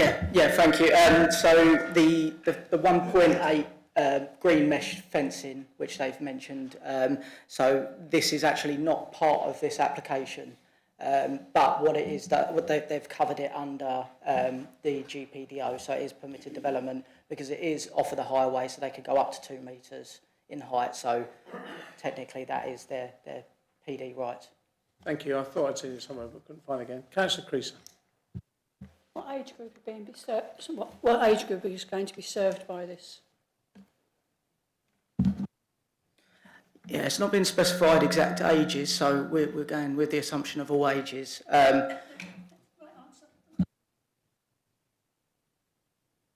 Right, any more questions? If there's no more questions, it's open for a discussion or any other proposal or suggestion.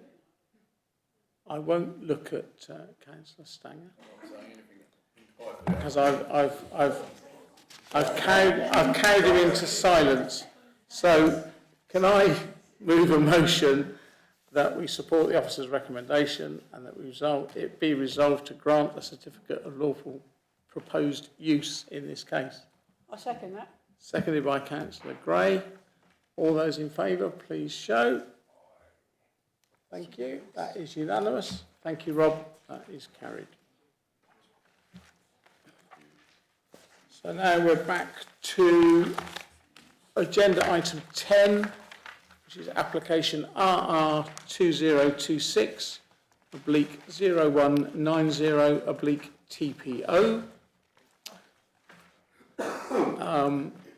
Land at Carlbeck Hill, Battle.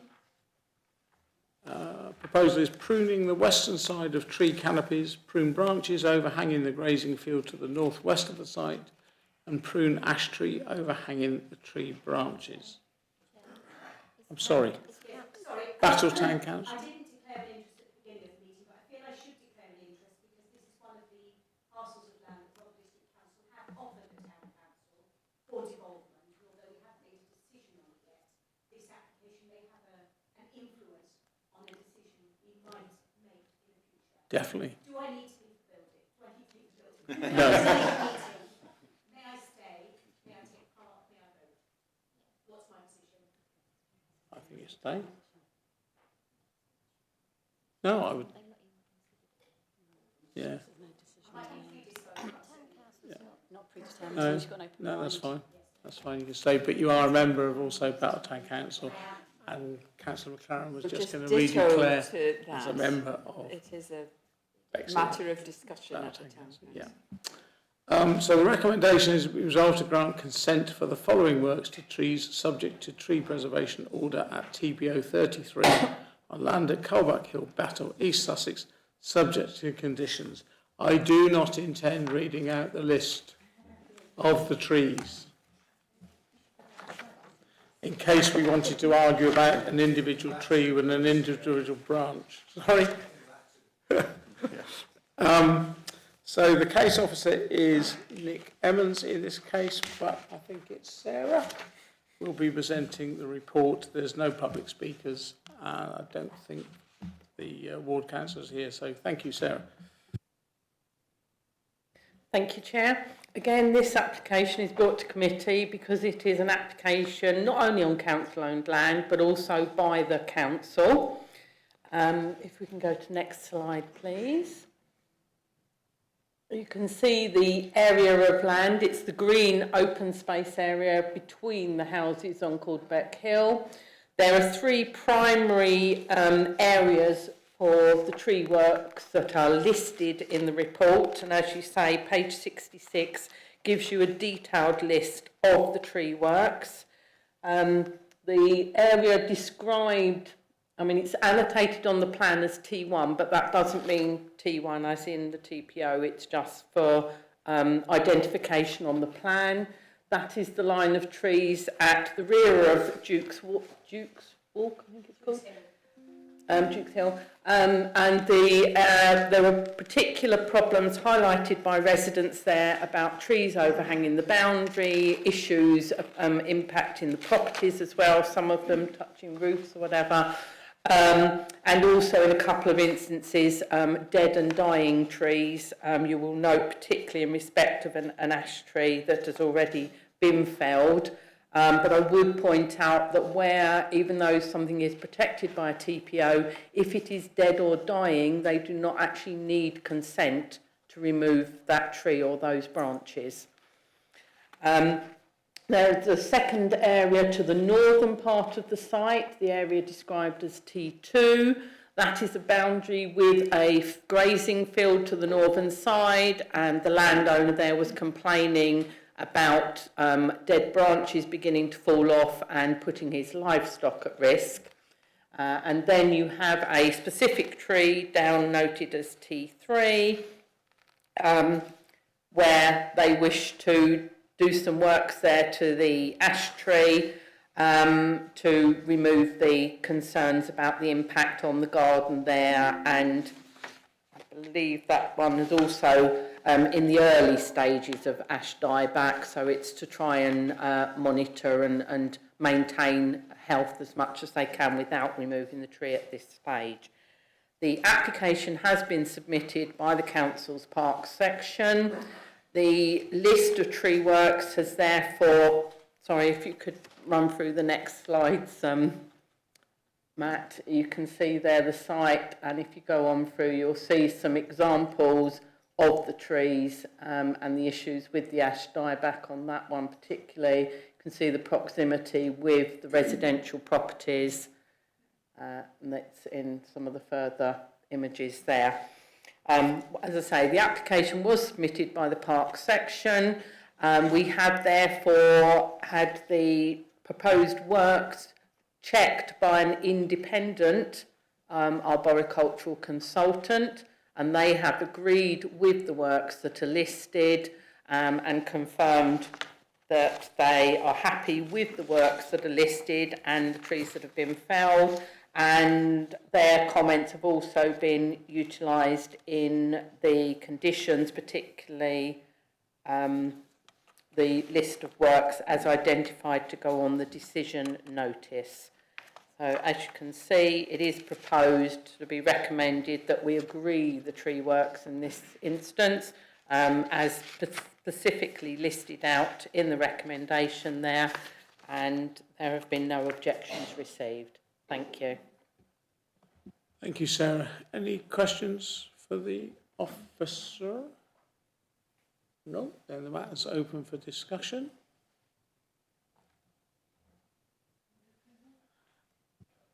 Councillor Gray is moving approval of the recommendation, seconded by Councillor Creaser. So the vote is on it be resolved to grant consent for the following works to trees subject to the tree preservation order at TPO 33 on land at Carbeck Hill, Battle, East Sussex, subject conditions, and those tree works are listed on the application. All those in favour, please show. That is carried unanimously. Thank you.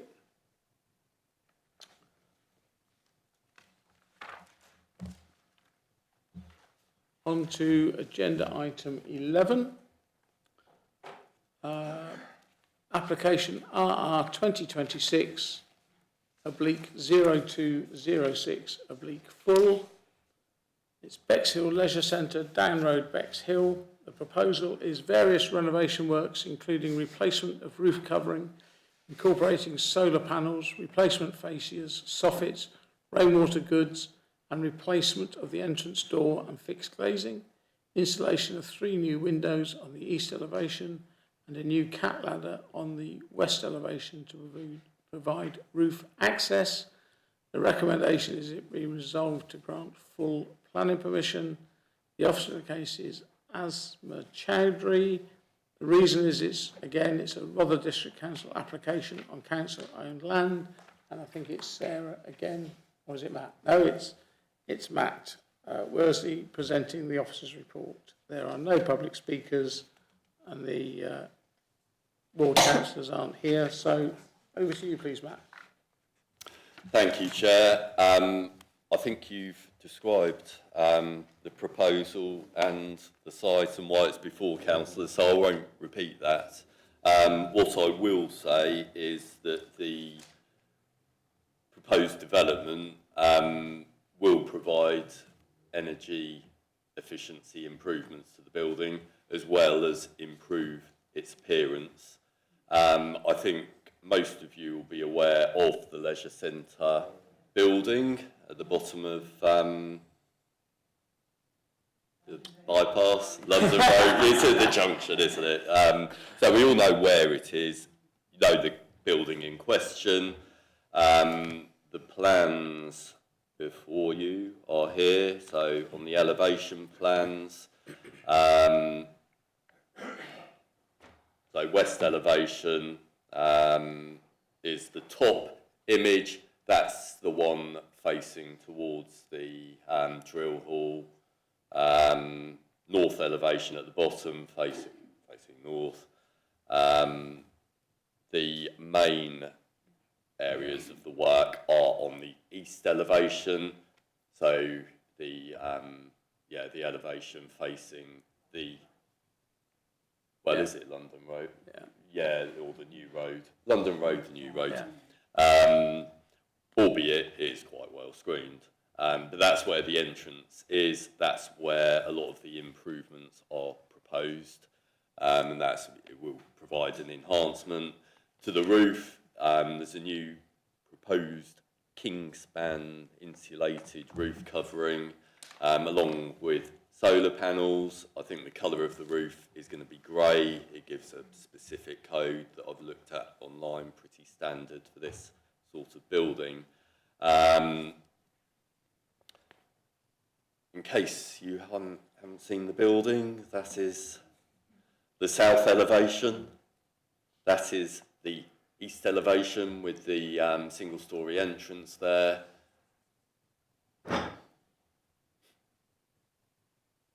That's the north elevation. Finally, the west elevation. The recommendation before you is to grant permission.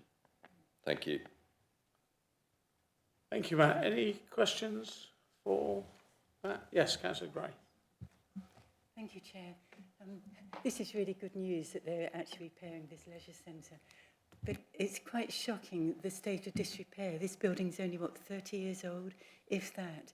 And you've only got to walk past it to see it's in a shocking state of neglect. The gutters are just totally overgrown, so the water just comes down the walls. That causes ingress into the walls and damage. And in the last 4 years as a councillor, we actually did a tour of the building. I don't know if anyone was here then with me. And it was just dreadful. I thought, who would want to come inside this building? It's just been so neglected. So, sorry, my question is it possible to build in some condition for maintenance, regular maintenance? Because really, we've got to look after our buildings. Yeah. It's not possible. It's not a planning matter. No. I mean, submitting this application, the intention there is to do these improvement works to hopefully secure the longer term future of the building for the public benefit. But if they don't look after it, it's just going to fall back into disrepair. I mean, it is a council-owned site, isn't it? So it's. I would suggest it's on the wider council to. Yes, not for us, not for you as planning committee to worry about conditions for that. Right. Any more questions? If not, the matter's open for debate. The only bit I would have said, I suppose, following on from Councillor Gray, is about time too.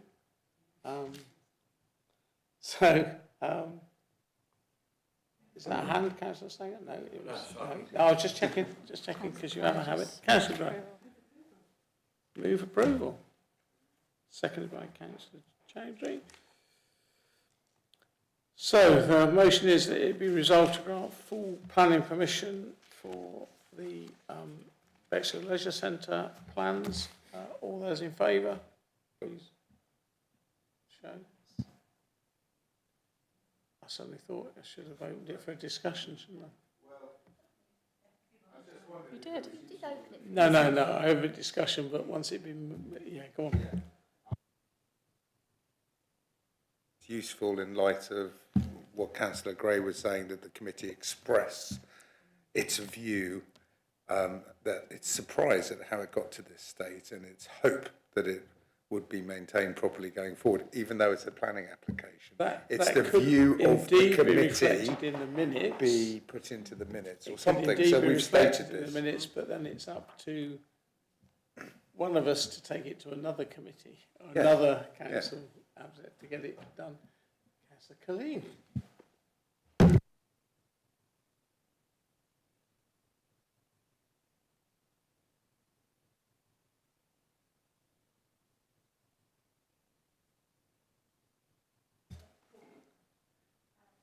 It's like this is scripted, isn't it? You set them up. Not. Thank you. So that was carried unanimously. Yes. Thank you.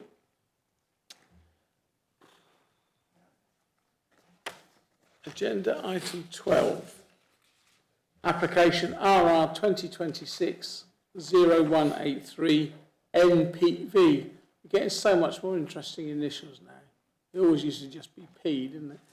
Bexhill Leisure Pool, Ravenside Retail and Leisure Park, Bexhill, installation of solar PV panels to the east and south pitches of the roof at Bexhill Leisure Pool. Recommended that prior approval is not required. The officer in the case is Asma Chowdhury, and it's Rother District Council application on Rother Council land, not subject to public speaking, and Matt Worsley will be presenting Asma's report. Thank you, Matt. Thank you, Chair. So this application relates to Bexhill Leisure Pool as opposed to the Leisure Centre. Hopefully most of you know it, the building in the shape of a pyramid at Ravenside Retail Park. The application is a prior approval application as to whether the prior approval of the council is required for the appearance of the solar panels. In this application, we assess whether it meets, so it's determined against legislation on whether the solar panels need permission or not. One of the conditions is that you do this prior approval as to the appearance and, particular consideration towards glare and glare on neighbouring properties. Got a site plan before you, aerial photography,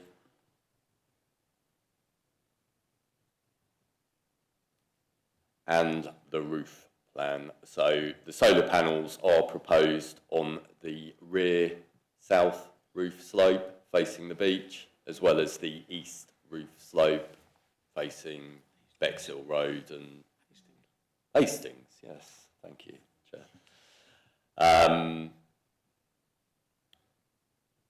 The east elevation proposed here, array of solar panels. Within the legislation, it's pretty limited on the considerations, so it has to be, to not require permission, it has to be 1 metre in from the side of the roof, as well as not protrude more than 20 centimetres, thank you. This proposal is within both those limitations.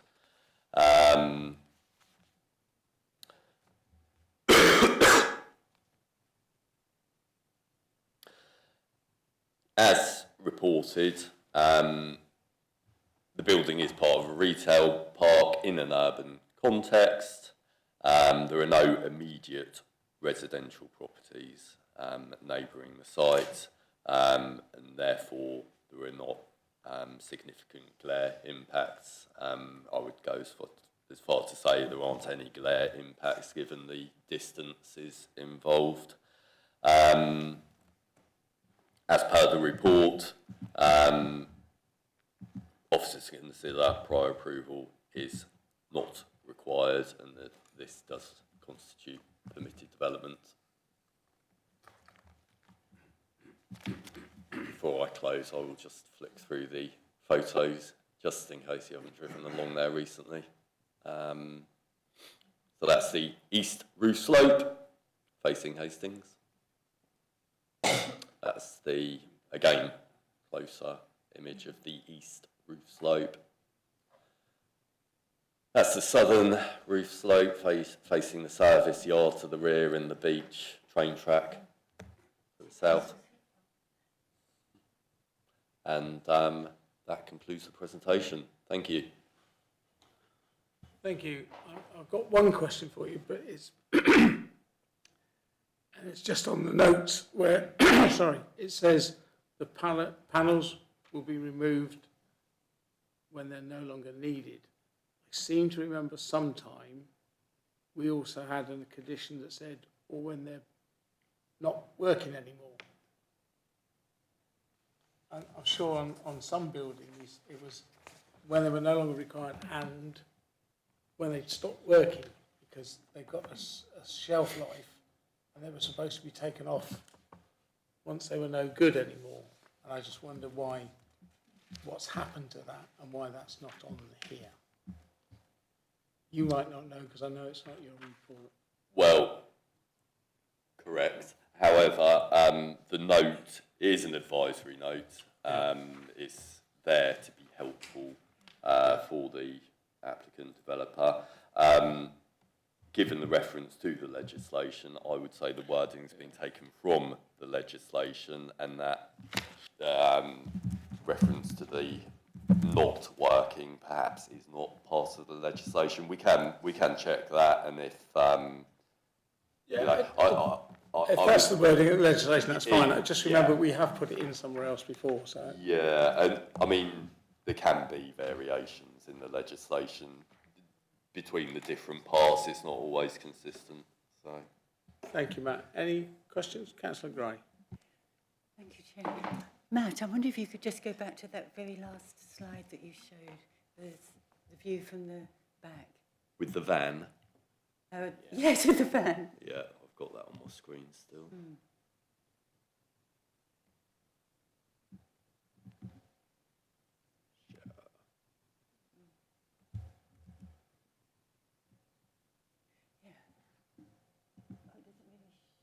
I just wanted to say that unless some people don't remember, we did a site visit a few years ago because this is actually a ground source heat pump at the back of the swimming pool.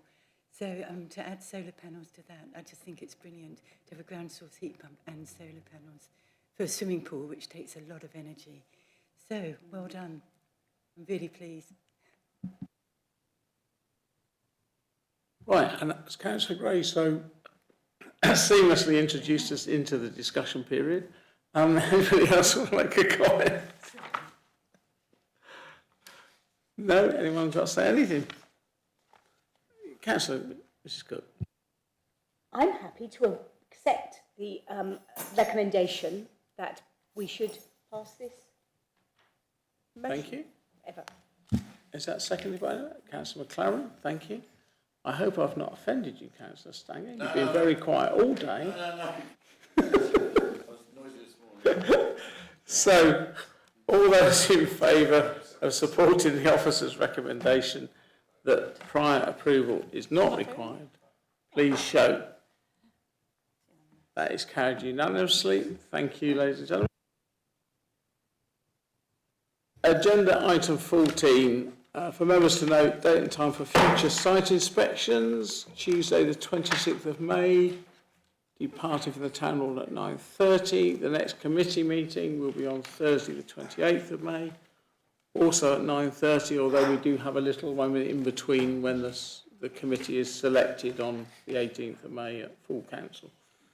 That brings us to the end of this month's Planning Committee meeting. Thank you to everyone for their contributions, and goodbye to those watching online. Thank you. Bye-bye.